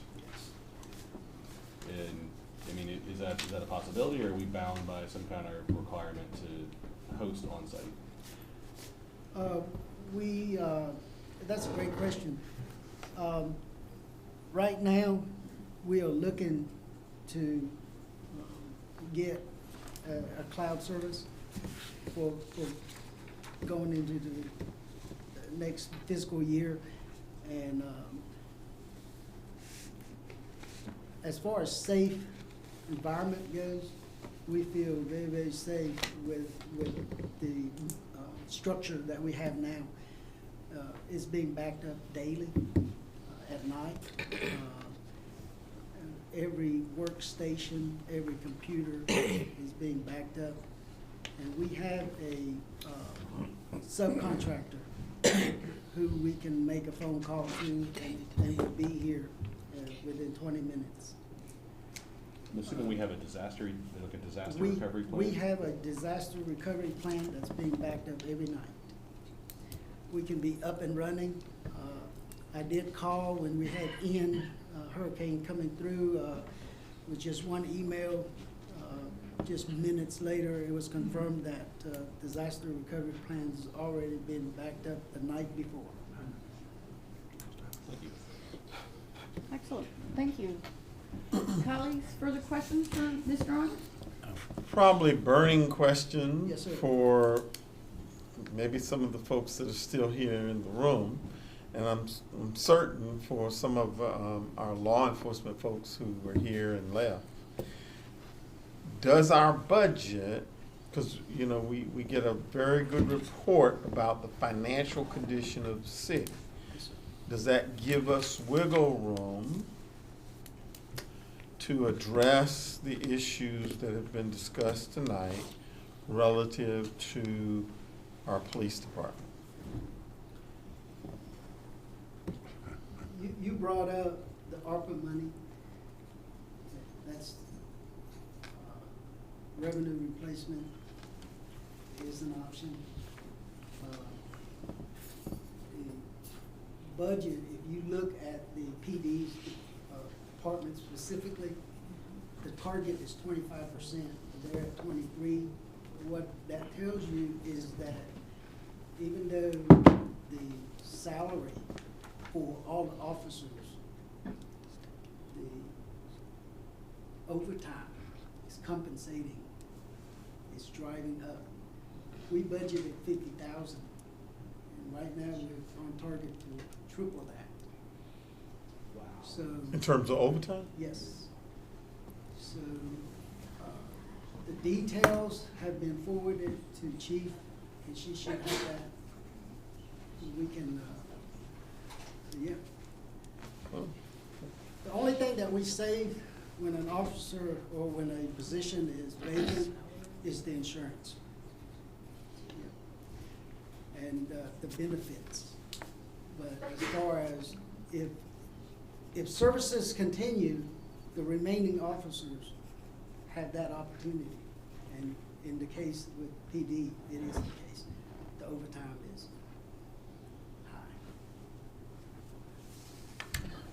high. Thank you very much. Mr. Arnold, we're good?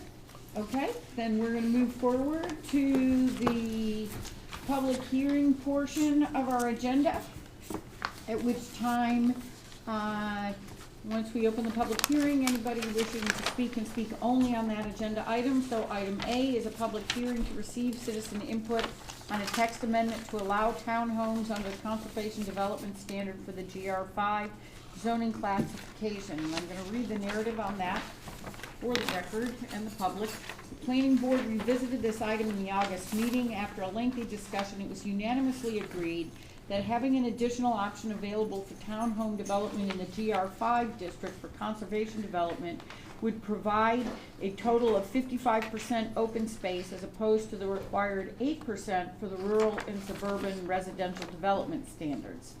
Developing under the conservation development standards trades smaller lot sizes, setbacks, and density in exchange for protecting significant amounts of open space.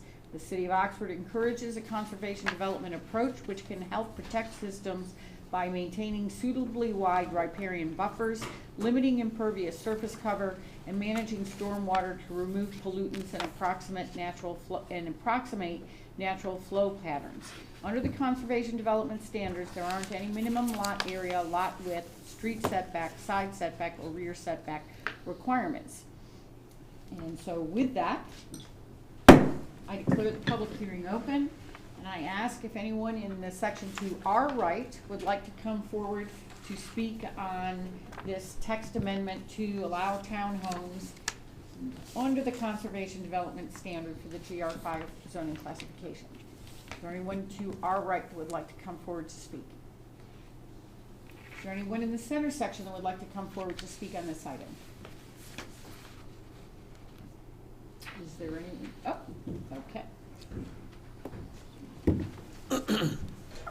Sorry, just a question. So, do you think it wise to keep the conservation development standard without any minimum lot areas, lot width, street setbacks, side setback, or rear setbacks requirements?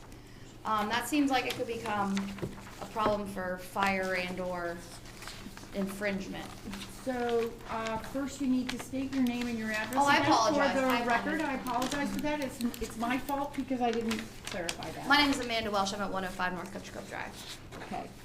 So, basically what it means is that in exchange for, instead of having a kind of a cookie cutter development with house,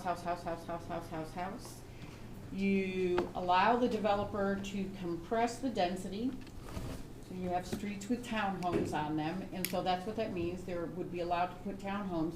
But in exchange for that, if, for example, you have 100-acre lot that's proposed for development, 55 of those acres, it's actually 30 that can be unimproved, but 25% need to be improved for recreation or so. So people who are not necessarily interested in having a yard would still have amenities in the form of green space and recreation opportunities. So that is not any different than allowing townhomes anywhere else. Right, I do understand. I just didn't know if the board, I'm just bringing up that point to the board, that setbacks for, health and safety you can have both. You don't have to have either or necessarily. You could have, minimal setback standards might be a good idea to put in, that's all.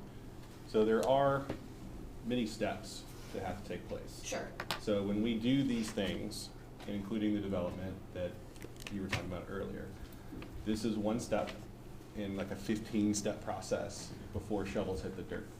Now, what anyone has to comply with, there are national building standards with respect to fire and safety, right? A builder can't just go put up a cheap home that doesn't meet the requirements.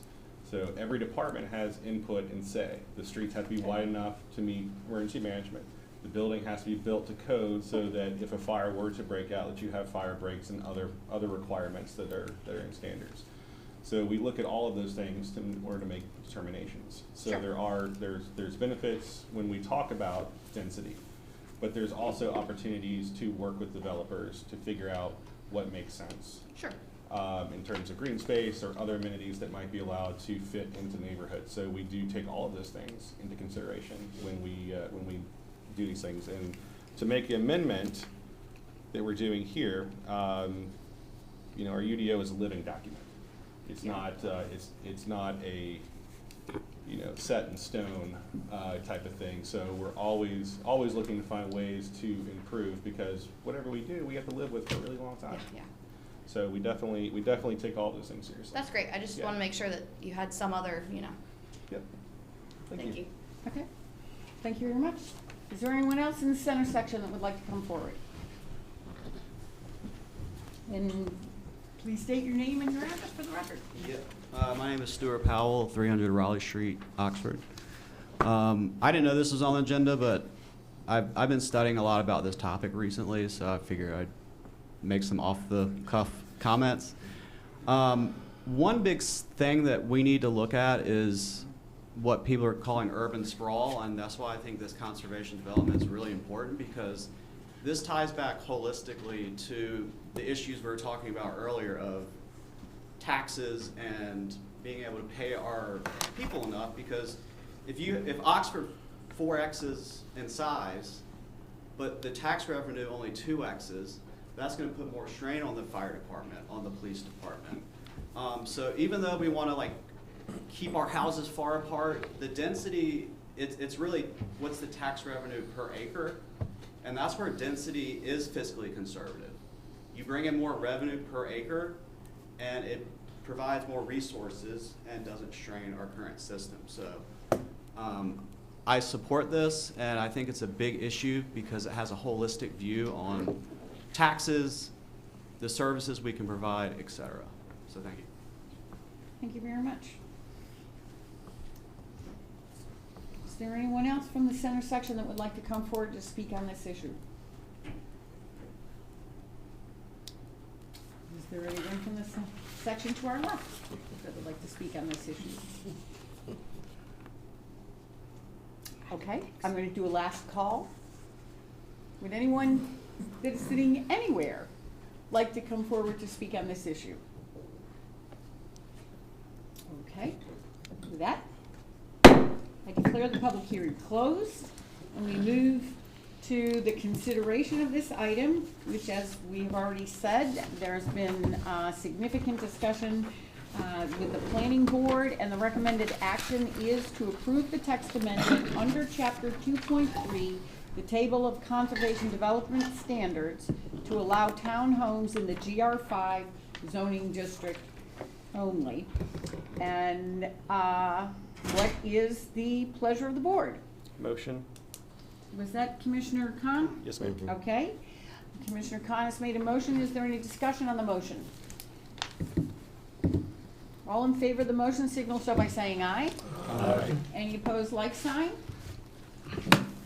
That motion carries unanimously. Thank you. We move forward to item 5, city business, which is to consider calling for a public hearing for a request regarding conditional rezoning of 46.22 plus or minus acres on property that borders properties along the outer loop, Hillsborough Street, North Country Club Drive, and Clover Lane from residential agricultural and GR5 general residential 5 dwellings per acre to GR2 conditional use 10 dwelling units per acre. As a condition of rezoning the properties, the owner proposes to develop the property at a density level of 3.25 dwelling units per acre, which will all be single-family dwelling units. Planning board reviewed the request in August and September. After a lengthy discussion for both meetings, the planning board voted 9-2 to approve the request to add additional landscaping buffering. The total acreage of the land is 63.95 plus or minus acres, and 17.73 acres will remain as part of the Thorndale Oaks facility. The recommended action today is simply to call for public hearing for the November regular board meeting, and you have support information in attachment 5A.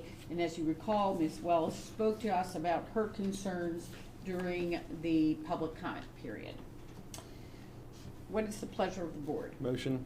Motion by Commissioner Khan to call for the public hearing. Is there any discussion? I'll just simply, oh, I'm sorry, go ahead, John. I just wanted to say that we need a public hearing because I cannot understand why a developer would want to go from GR5 to GR10 and then say he's only going to build 3.25 dwellings on that acre. Why would he do that? So let's look into that and have a public hearing, because it just doesn't make sense to me. I'm sure the city manager has a response to it. I'm sure he has. I've had a chance to walk the property because questions. I was at the it was a very dull planning board meeting that this was brought up. I don't know how anybody survived that that snoozer, but there is a lot of concern there. I've walked the property. I think it is our duty to they request a hearing. We should have a hearing and hear voices. We will continue. I plan on going back out to the property again after speaking again to the developers. We want to walk the creeks and look at some of the issues that were addressed and so forth, so that we have a full picture of it. I definitely understand and respect what you were saying, but I definitely think it is in the best interest of the public to have a hearing and put the people's business out there. And you know, let's do it the right way. So. I have a question. Yes, sir. Can we request for the developer to attend the public hearing? The developer will be there. But they're not required to. I just want to make sure we. So you would like to request that, was it Commissioner Khan that made the motion? Mm-hmm. Yes, that he add that in that motion that the developer be present.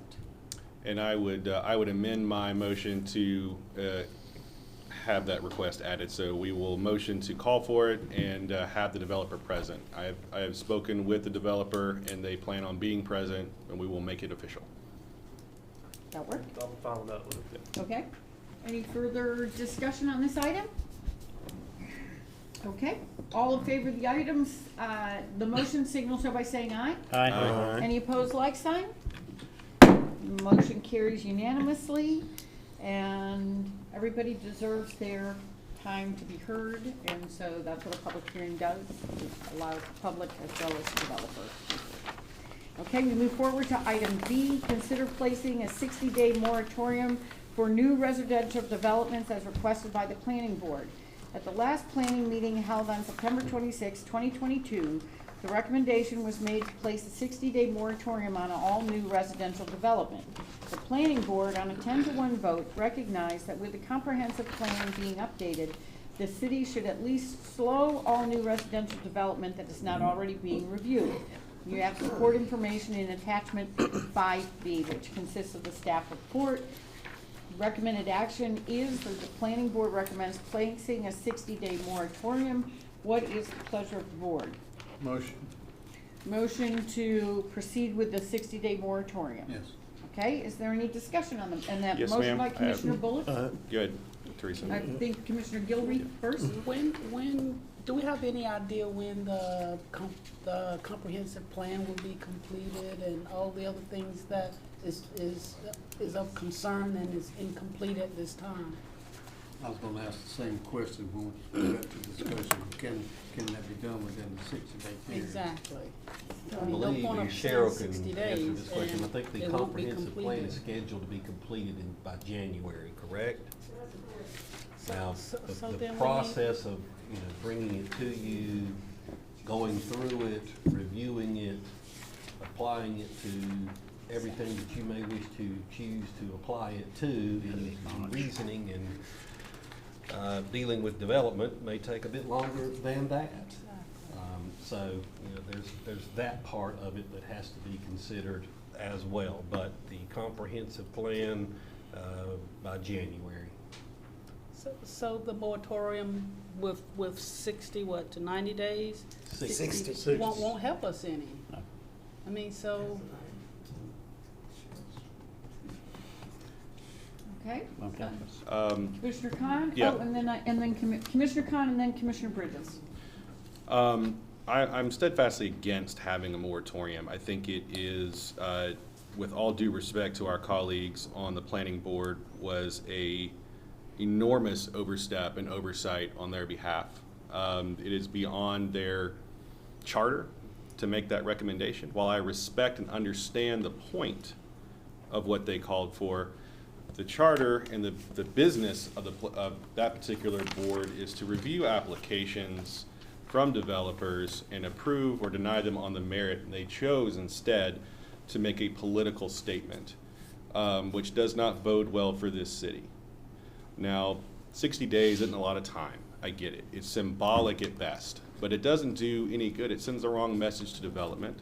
And as I mentioned earlier, there's like 15 steps to getting a development built. It's not that they make a decree that someone can have a subdivision and then we stamp it and they start building tomorrow. There's a number of steps that have to take place beyond our simple zoning request that allows them as a developer to go forth, secure the financing to develop their project, to talk to DOT. DOT will not have a conversation with them about a traffic study or where they're going to put an entrance or do those things until they have the zoning.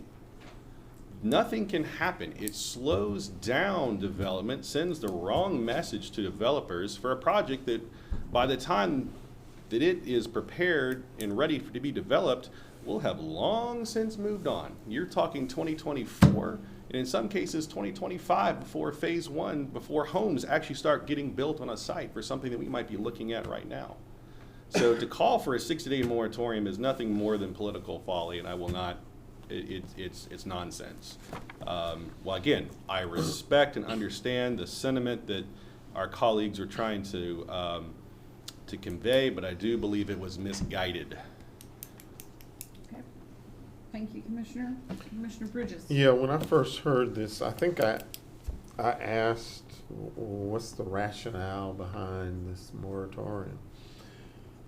And, I have reservations also in supporting a moratorium because I feel like it'll set a precedent, and I'm already hearing folks say, is that long enough? And so I'm sure that at the end of 60 days, somebody might be saying, can we do it, an extension of the moratorium? And, I'm just not in support of, I haven't been convinced we need to have a moratorium. Okay, thank you, Commissioner Tovey. That's me, yeah. I've got to agree with the last two speakers. I'm very scared that if we have a moratorium, it's going to frighten people away. And a 60-day moratorium is, after Commissioner Khan said, it's the first step process. So I would be scared that we would scare future developers away by putting a moratorium on. Because if they're looking at Oxford, they might think, well, they could put a moratorium on that next week. So I can't agree with this. I'm sorry. No, I'm not sorry. I just can't agree with it. Oh, Commissioner Gilreath, thank you.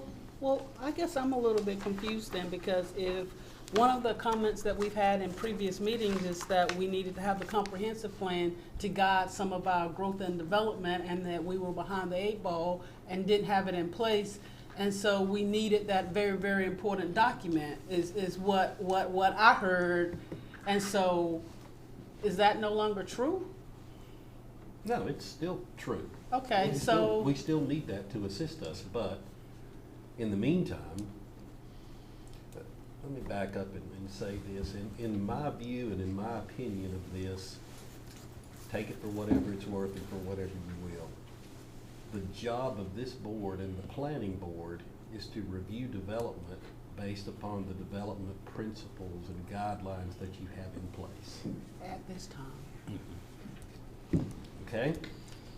That means that if there are issues and concerns that the community has, that the planning board has, that the Board of Commissioners have in regards to the way development is taking place, then you look to those instruments that you have in place currently to guide you. If they're not sufficient, you amend them, just like what was done with the UDO. If the UDO is not deemed now to be sufficient, you tweak it to make sure that it is, and it meets what you wish to have done in regards to guidelines for development. That's the job. It's not to say, let's put a moratorium on it and stop it and shut it down. And if we're going to be honest, the reasons that I mentioned potentially just a moment ago, I don't believe are the reasons why a moratorium is being requested. And if we want to get to the root of it, they are two completely separate issues. And they need to be treated as such. Let me give you an example. When did Oxford Park get approved by this board? 2002. 2002. And it was approved for more than 1,300 residential units. How many are out there now?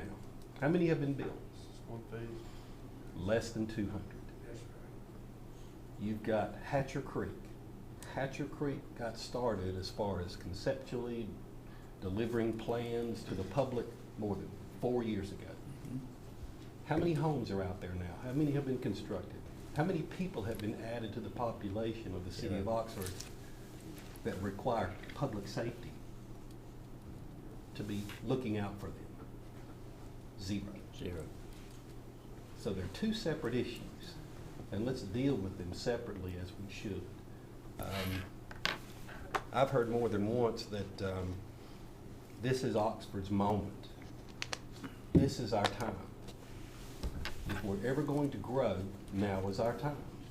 We've seen decades of 0.1% growth, annual growth. While that's not negative, it's not moving you forward, now is the time that development is coming our way and looking our way.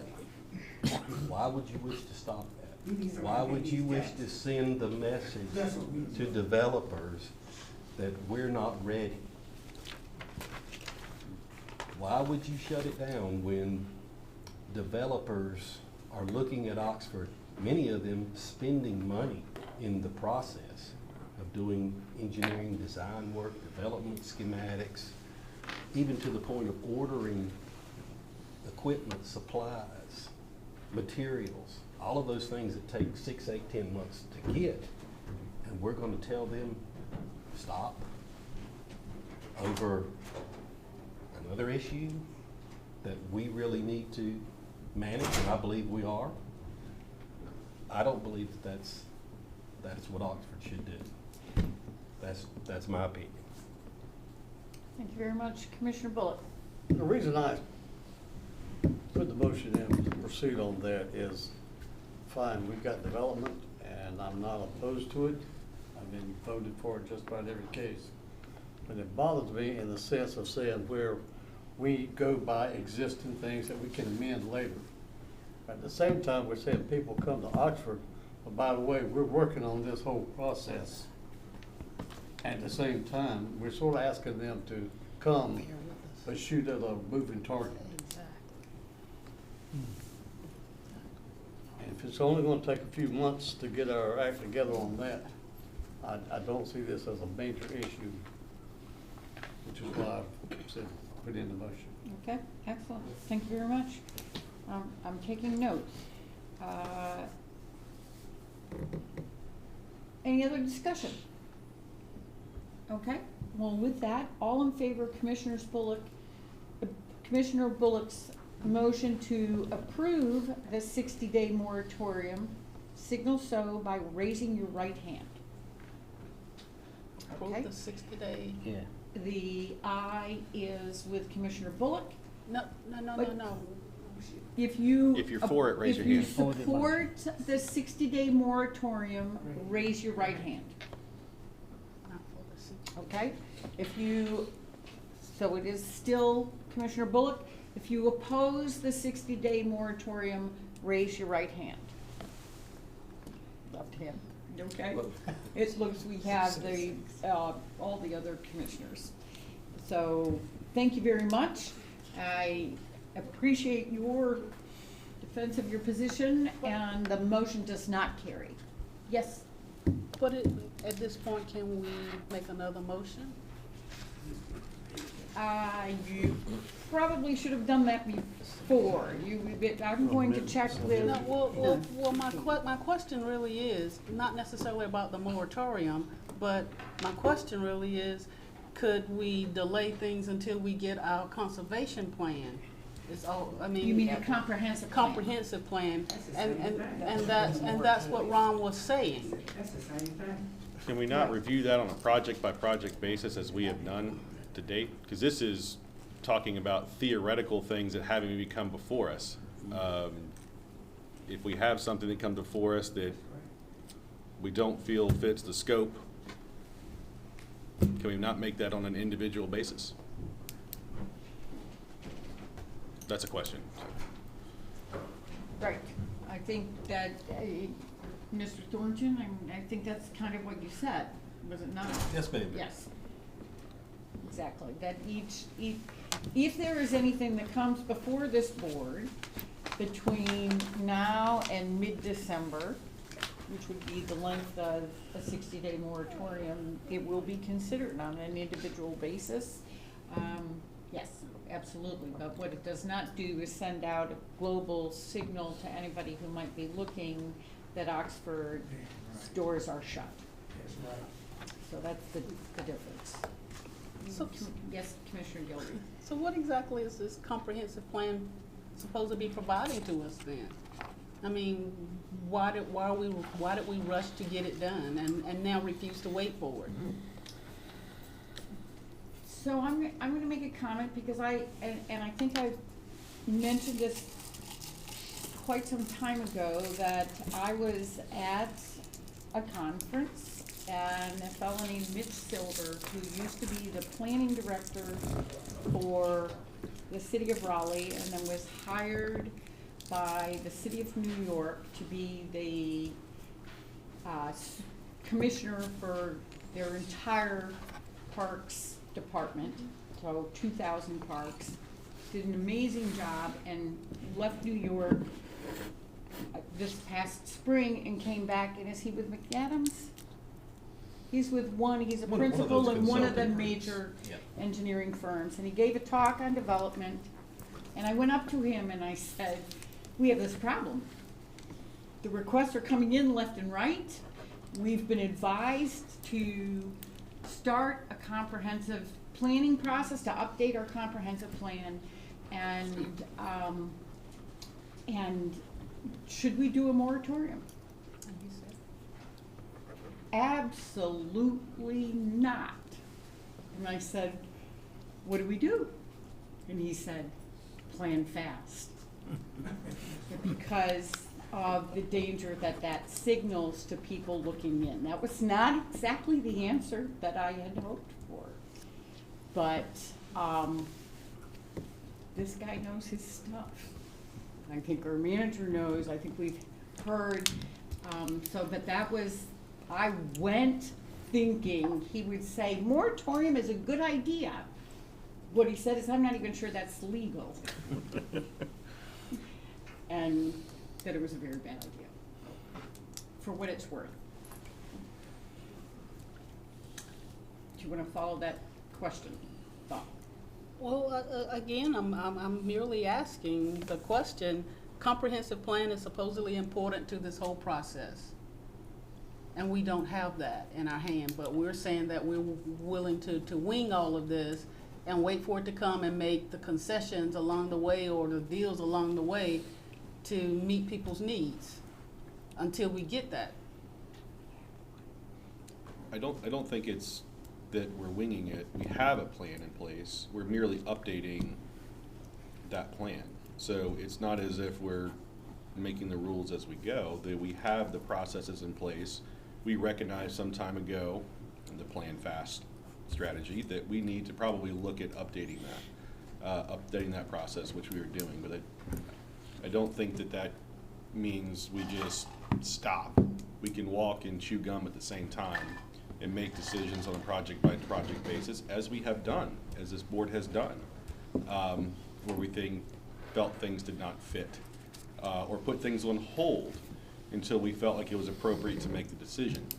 And I think that we can walk and chew gum at the same time. We've done it at this point so far, and I forgot who made the point earlier. Well, again, the sentiment coming from our colleagues was not one of concern about growth in Oxford. It was a political stunt to make a statement. So it wasn't a suggestion with the best interest of development in mind. Well, we did the same with the UDO. We had a UDO in place, but took us 2 years to upgrade it. It's the same with the comprehensive plan. We're just doing that, but we can still work with the old plan and make adjustments if necessary on an individual basis rather than the general basis. Yep, and it may be, I mean, Commissioner Gilreath, you are certainly entitled to continue to be concerned. And it may be that in this case, even though in theory it would be great to stop everything. Well, no, I'm not suggesting that we stop anything. I'm just suggesting, my question really was, what's the relationship between this comprehensive plan and where we are? Alan clearly said that the moratorium and the comprehensive plan are two different issues. I agree with that. I mean, I don't have a problem with making the distinction between the two. I'm just curious what is really guiding us.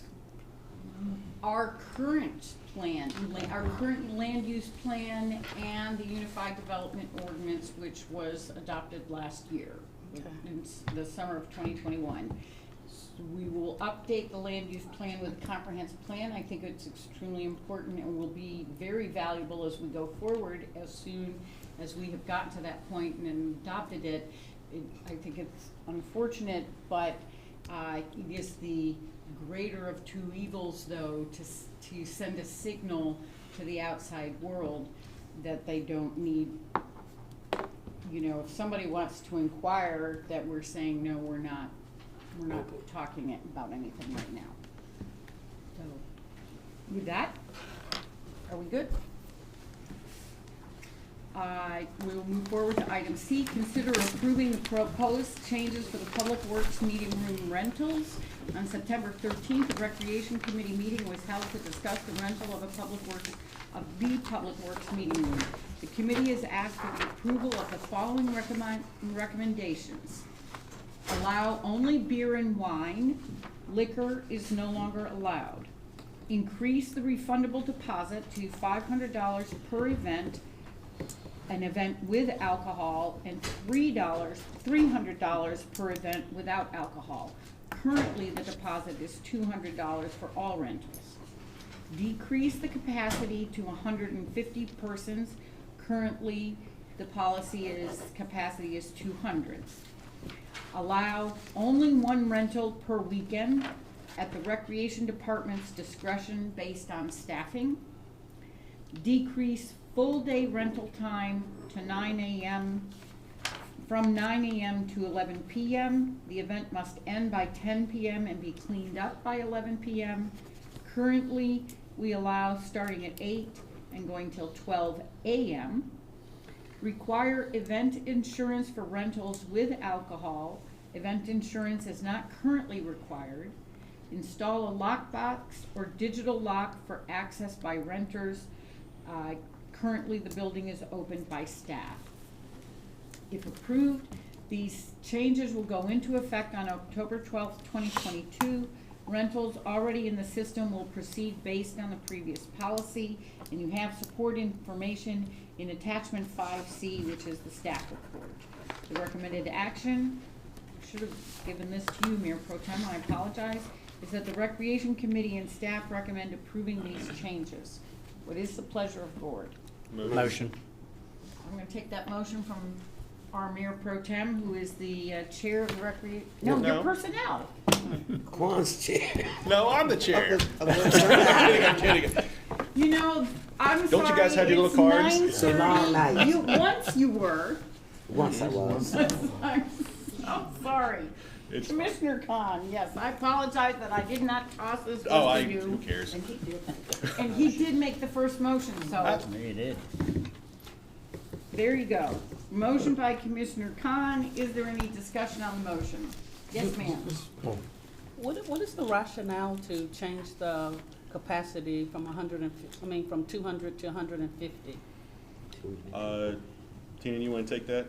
Well, we have some of the events there that do max out at 200 and probably end up with a few more people. And it's, even though it's allowed in that space, it's a very tight space and it starts to overflow outside into the parking lot, which we don't really want to happen, or down the sidewalk area down towards Public Works Department, their offices and chairs and that sort of thing. So lowering that number, I think, would be, the space is more accommodating, especially when you have tables and chairs.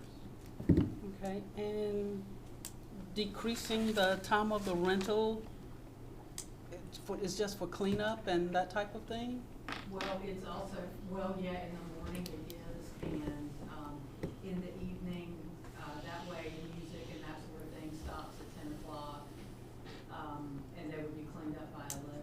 Some of I actually have a staff member that lives very close to that space on Colden Street, I think that is, and can hear the music sometimes from that space.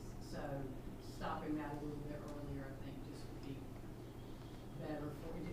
It's that, less time that things can get a little bit crazy, or there's noise and traffic and that sort of thing coming out of that space. And would the lockbox alleviate staffing having to deal with that? No, well, it would alleviate staffing having to go there and unlock the building and then lock the building back, because that would give, we always clean it ahead of time, so we know when they get there it's gonna be clean. So they would have access to it. A lot of people that rent full days, which the majority of our rentals are full day rentals, they want to come in and decorate and then leave. And if the building remains unlocked, then, we don't really want that to happen. Something could happen to their stuff, or somebody could just go in there. We haven't had that issue, but we just want to make sure that we don't. So it would take away a little bit of the staffing time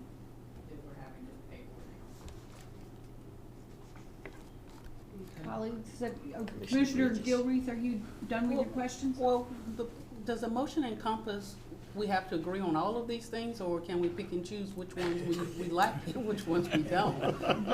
You could make a substitute motion if you so chose. Would you like further explanation as Well, to well- what the discussion was or the rationale? Well, I mean, limiting the number of people for the reason that it spills over into the parking lot. You know, I mean, if they're over, we should be able to enforce that.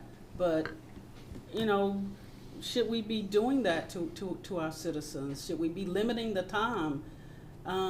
Because I mean, 12 o'clock doesn't necessarily seem unreasonable. I mean, so we're saving 1 hour. We're lessening 50 people at their function. They're paying good money to use our facilities. And I think we should be a little more accommodating. I don't disagree. Yeah.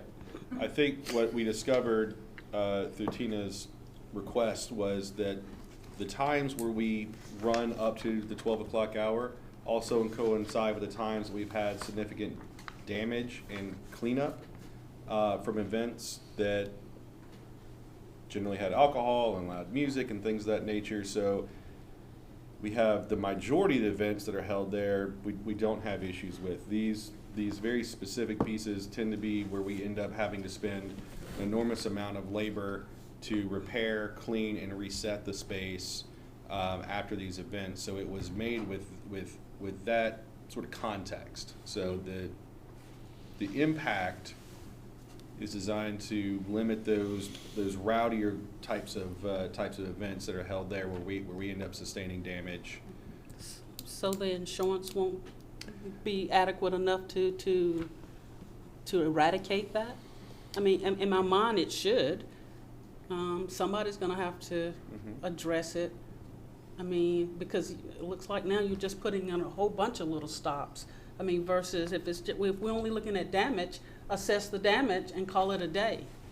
Well, currently, what we end up having to do is keep the deposit, which is the reason that we raise the deposit, because a lot of people will go in there. The insurance, if you're having alcohol, is just one more layer to protect the city. If something happens to that building or to someone that's at that event, especially if there's alcohol. And so also raising the deposit gives us something else to keep, because right now people will go in there and just assume that because our rates are so low, they'll just assume that deposit is money they're gonna lose because they're gonna trash the facility and leave it like it is.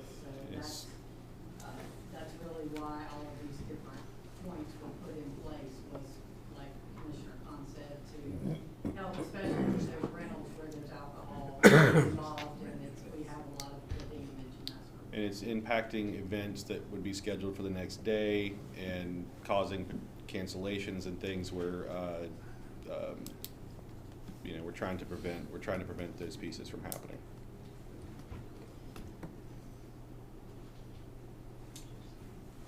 While you're pondering, Commissioner Gilreath, I think Commissioner Bridges has a comment. And I know it might be minor, but that first bullet point where y'all make a distinction between beer and wine or liquor, I mean, does that have something to do with it's a different kind of drunk? Huh? A lot of times, like if you have a wedding reception or something, we won't typically have liquor at that event because they have to get a permit from Raleigh to do that event. So with liquor, but yeah, those events that we end up with, because they have to come back to us, we have to sign off on it, so we know that they're having liquor. We tend to have more problems with those events, and this is actually, the discussion in the board is kind of the step between no alcohol and unlimited types of alcohol. So scaling it back to beer and wine, where you see that, it's a lot of times the family reunions and the receptions and things like that, it does make a difference in what the guys end up cleaning up. And trust me, I didn't give you the bad pictures. I mean, there were pictures that were worse than that, and those events had. Yep, I'm gonna add something. Honestly, we wish we didn't have to do this and make these recommendations. The reality of it is that the prices that we are charging is so cheap that we've gained a reputation of it being a party room. I'm gonna just flat out be honest with you. That's what's going on. We are experiencing more and more and more of these instances where it's a big alcohol fest going on out there. And my concern is we're encouraging it almost by the prices that we charge, continuing it on until midnight, putting those people who have been drinking all day out on the streets, endangering our citizens. Our police officers have to respond to these incidents. We have less and less police officers that have to go and check on it, deal with it. Same situation at Parks and Recreation. They're down personnel, and they're spending more and more and more time going over there, setting up, cleaning up nasty messes that people leave because they just forfeit their deposit because it's so nominal that they don't care, so they trash it and leave. And the people that work for Parks and Recreation are forced to go clean that up. It takes them hours to do that. Oftentimes we have back-to-back schedulings of these events. So the time that they have to go over there and clean and sanitize it and get the alcohol smell and cigarettes and everything else out of there to prepare it for the next one, they're not doing their jobs for Parks and Rec on other things that need to be done. This definitely is affecting the rentals with the alcohol, and the ones that are going in there, not just to have a social event, but to have pretty much a knockdown drag-out. And so that's why these things that are put in place are very specific to alcohol. The only thing that's changed if you don't have alcohol is that deposit did go up a little bit. So. I understand that we're in a growth and development situation, but we also need to take into consideration that many of our infrastructures are a little bit antiquated. My kids participate in Parks and Rec, they're in the gyms, they're here, they're there. And there's no alcohol served there. It's closed by a certain time period in the gym and stuff. But I can count and show you pictures of our toilets being totally stopped up full. And I'm embarrassed as a city commissioner that it's like that, and there isn't a facility available for the patrons in the gym during that time to even use. So some of it is infrastructure, some of it is lack of staffing, and some of it is so we're being punitive in a sense for some things that we don't even have control over. We need to update many of our facilities here. And the gym is one of them. The bathroom in the A&P building, or what do we call it? Public Works building. It's deplorable. Only because, the reason I'm saying these things is because that's where the voting precinct is. And I've worked that station time and time again. And it's, even the kitchen in there, it's like, ooh. And there was no alcohol served there. There was no lateness there or anything. So why don't we start with us first, cleaning it up and modernizing it and fixing the plumbing or whatever is causing these backups and stuff, because it is in bad shape. It is. But we can't blame it on the people who are necessarily renting it. But we can, because they're damaging it. No, not in the gym. There's no alcohol there. Nobody's renting. Teresa, we're talking about Public Works. Stop, please. I was speaking. Continue on. Thank you. With all due respect, the Public Works building meeting room was completely repainted. And so what we are seeing is a consequence of the damage that is occurring after events in that space. So we can talk about other issues, but right now, our recreation director and staff, after experiencing consistent problems, have come and had a committee meeting with the Parks and Recreation Committee to talk about possible solutions. So it isn't that this came out of the blue, but that they have noticed consistently that there are certain times when problems occur. And so they're come up with a set of and brought it to the committee. That doesn't mean there can't be further conversation about the other issues that you're bringing up. But at this time, it's a set of recommendations from the staff that we've hired to manage the space based on their experience in that, with that space after people are coming and using it for events. Now, Commissioner Khan. Nothing further, ma'am. And strictly for the Public Works building, it's not a blanket policy for all the buildings. Right. Right. Commissioner Bridges. I was gonna say, call for the vote. Okay, here we are. We have a motion, Commissioner, oh, I have one question, if I may, and it's with respect to the lockbox. Is that something that will just be put up for when there are these events? No, it has a combination, and it will be given to the person who rents the facility. Can it be changed? Yes, absolutely. So It'll be changed after every. that was my concern, was you don't Yeah, absolutely. want people all over the place knowing, okay, Yeah. that's it. And there's a key you can get that, you know, can't be copied at ACE or that sort of thing, so we do have some things in place if we move forward with that. Excellent, thank you. That said, motion on the table to approve these changes. All in favor of the motion signal so by saying aye. Aye. Any opposed, like sign. Okay, let the record note, 6 ayes, Commissioner Gilreath opposed, and that motion stands approved. Thank you very much. We move forward to item D, consider authorizing the city manager to sign 5 task orders for the Division of Water Infrastructure, Golden Leaf, and Building Resilient Infrastructure and Communities. BRIC is that abbreviation. FEMA-funded projects and approved staff to work with consultants to define the project studies and the construction project engineering tasks.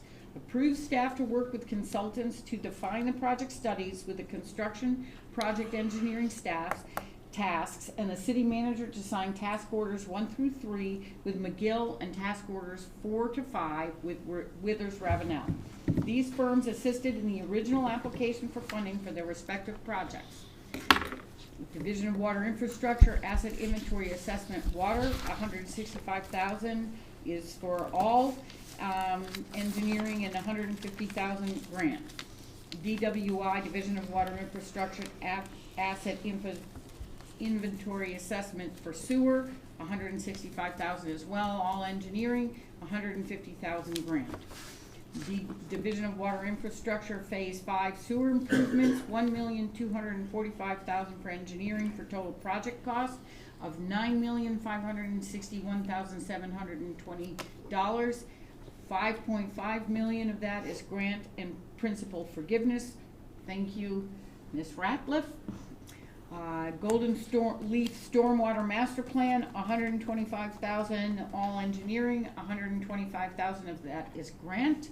The BRIC FEMA Flood Vulnerability and Risk Assessment Study, $150,000 all engineering, $105,000 of that is grant. These projects will allow the city to move forward with 4 studies and 1 construction project, and you have support information in attachment 5D. And again, our thanks to Ms. Ratliff and staff and on-call engineering firms. The recommended action is staff recommends approving the city manager to sign all the task orders. What is the pleasure of the board? Motion. Motion by Commissioner Bullock. Any discussion? All in favor of the motion signal so by saying aye. Aye. Any opposed, like sign? That motion carries. We have the consent agenda to accept the finance report from our finance director, and again, to reiterate the September 6th and 13th minutes, but not those for September 28th. And to approve a change in the minutes for March 15th of, nope. Under the consent agenda for March 15th, 2022, and that was delineated to each of you. What is the pleasure of the board? Motion? Motion by Commissioner Khan. Any discussion? All in favor of the motion signal so by saying aye. Aye. Any opposed, like sign? That motion carries. And we will go, let me do reminders. Do we have a need to go into closed session? I think we put that as a placeholder, but, I don't believe so. okay. So we will not go into closed session. Thank you, sir. Reminders, we have October 9th through the 15th, Fire Prevention Week. Are there going to be any activities at any time at the fire department? No, we have, that stuff is not in schools and county homes, visit places like that, and we just don't have those right now. Got it. Okay, thank you. Monday, October 31st, October Spooktacular from 3 to 5. Monday, October 31st, trick or treat hours are from 6 to 8. We have the Veterans Day Parade is going to be Sunday, November 6th. I believe that is 3 p.m. in the afternoon. And Commissioner Bullock, is there going to be anything with the American Legion on Veterans Day? Do you know? Yeah. So, Where, I'm not sure. I think it's gonna be at the post. okay, But I'm so, not 100% sure. okay, so maybe we can, once you know, let, our clerk know so she can inform everybody. So be ready for something on November 11th, for Veterans Day, and city offices will also be closed on, November 11th. We're supposed to have a meeting on that this week. Okay, excellent. With that, Commissioner Khan, is there anything else that you would like to bring up? Yes, ma'am, just a couple items. One, thank you to city staff for all of the work that everyone did during cleanup after the storm last week. That was a lot. Special thanks to the fire department and their response. There was a number of trees over homes. My neighbor happened to be one of them, and the fire department was extremely diligent in getting there and making sure the power is disconnected so that my neighbor's home didn't inadvertently catch on fire. Putting themselves at risk, dodging limbs and everything else. And I know there was a lot of trees on homes in a very short amount of time, and you guys did an amazing job of responding to all of those and making sure that all of our citizens were taken care of during that time. I think we had a great parade last Saturday. I got to attend. Got to sprint downtown to fill in for John, and I couldn't sprint. Yeah, he could not sprint. I sprinted, and it was a great time, and I think it was great to see that parade back in action again, and so forth. I will say, with respect to community concerns that were brought up this evening, this board continues to be diligent. I know that we have the capacity within our budgets to make the necessary adjustments, and we need to do so quickly, as we discussed this evening. And there is a definite majority on this board that will ensure that we get that done in short order, because it is we have many big things happening here in Oxford, and we need to get this taken care of post haste. Yes. Thank you. And that is it for me. Okay, thank you very much. Commissioner Gilreath? Nothing. Okay. It's Commissioner me. Tovey? I'm writing and not looking at the same time. All right, reiterate what Commissioner Khan said about getting things moving pretty quickly with respect to the public speaking this evening. We also got to remember, we not just the police departments, the fire department as well, we've got to remember when it comes to these budget issues. Again, I want to thank Amy very much for that presentation and all the work she's done. Made it a lot clearer for us and for the public to see what's going on underground that we don't see. The Masonic homecoming. I'm sorry I missed it. I couldn't do it, so thank you for sprinting for me.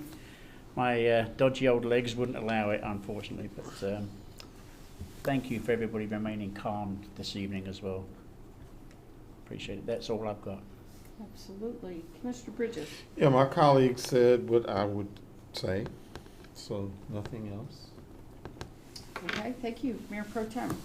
As I look around, I would like to thank each department head for extending your workday to this time of night. Thank you all. Thank you to your staff for all they do each and every day. And let them know that they're not forgotten. That's it. Thank you. Commissioner Bullock? No. Commissioner Lumpkins? I think everybody hit the nail on the head. We just need to get it going. Okay. I also wanted to thank everybody that participated in the parade. My 2-year-old daughter has not stopped talking about it, especially the fire trucks and not the clowns. So. But She thank didn't y'all. like the clowns. She was skeptical until, especially when one tried to come up to her, and she about climbed on top of me. So. But Pennywise. that's not. But that's all I have. Wonderful. Mr. Thornton? No, I don't have anything further after 3+ hours. I think the restroom is calling my name. No, nothing further. Okay, Mr. Burnett? Yeah, ma'am. Okay, and so I will just say thank you to everybody for your input tonight. Thank you for your patience. Thank you for your hard work. And I did have an omission that I am just remembering now. It's been quite a day. October is it Hispanic History Month or Heritage, Hispanic Heritage Month, and I missed that. It's been a busy past month, and that totally went by me, and I failed to acknowledge it, and I did not come prepared with a proclamation. So I apologize for that, and we'll resolve to do better next time, and that omission does not mean we don't appreciate the substantial Hispanic population that we have, business owners, contributors to our community in so many ways. And we were going to, had we not canceled Culture Fest, we were going to have someone make homemade mole, grind her masa, and make homemade tortillas for people to try. So I apologize and resolve to do better. And with that, is there a motion to adjourn? Motion. Motion by Mayor Pro Tem. Any discussion? No. All in favor, vote with your feet. Thank you very much.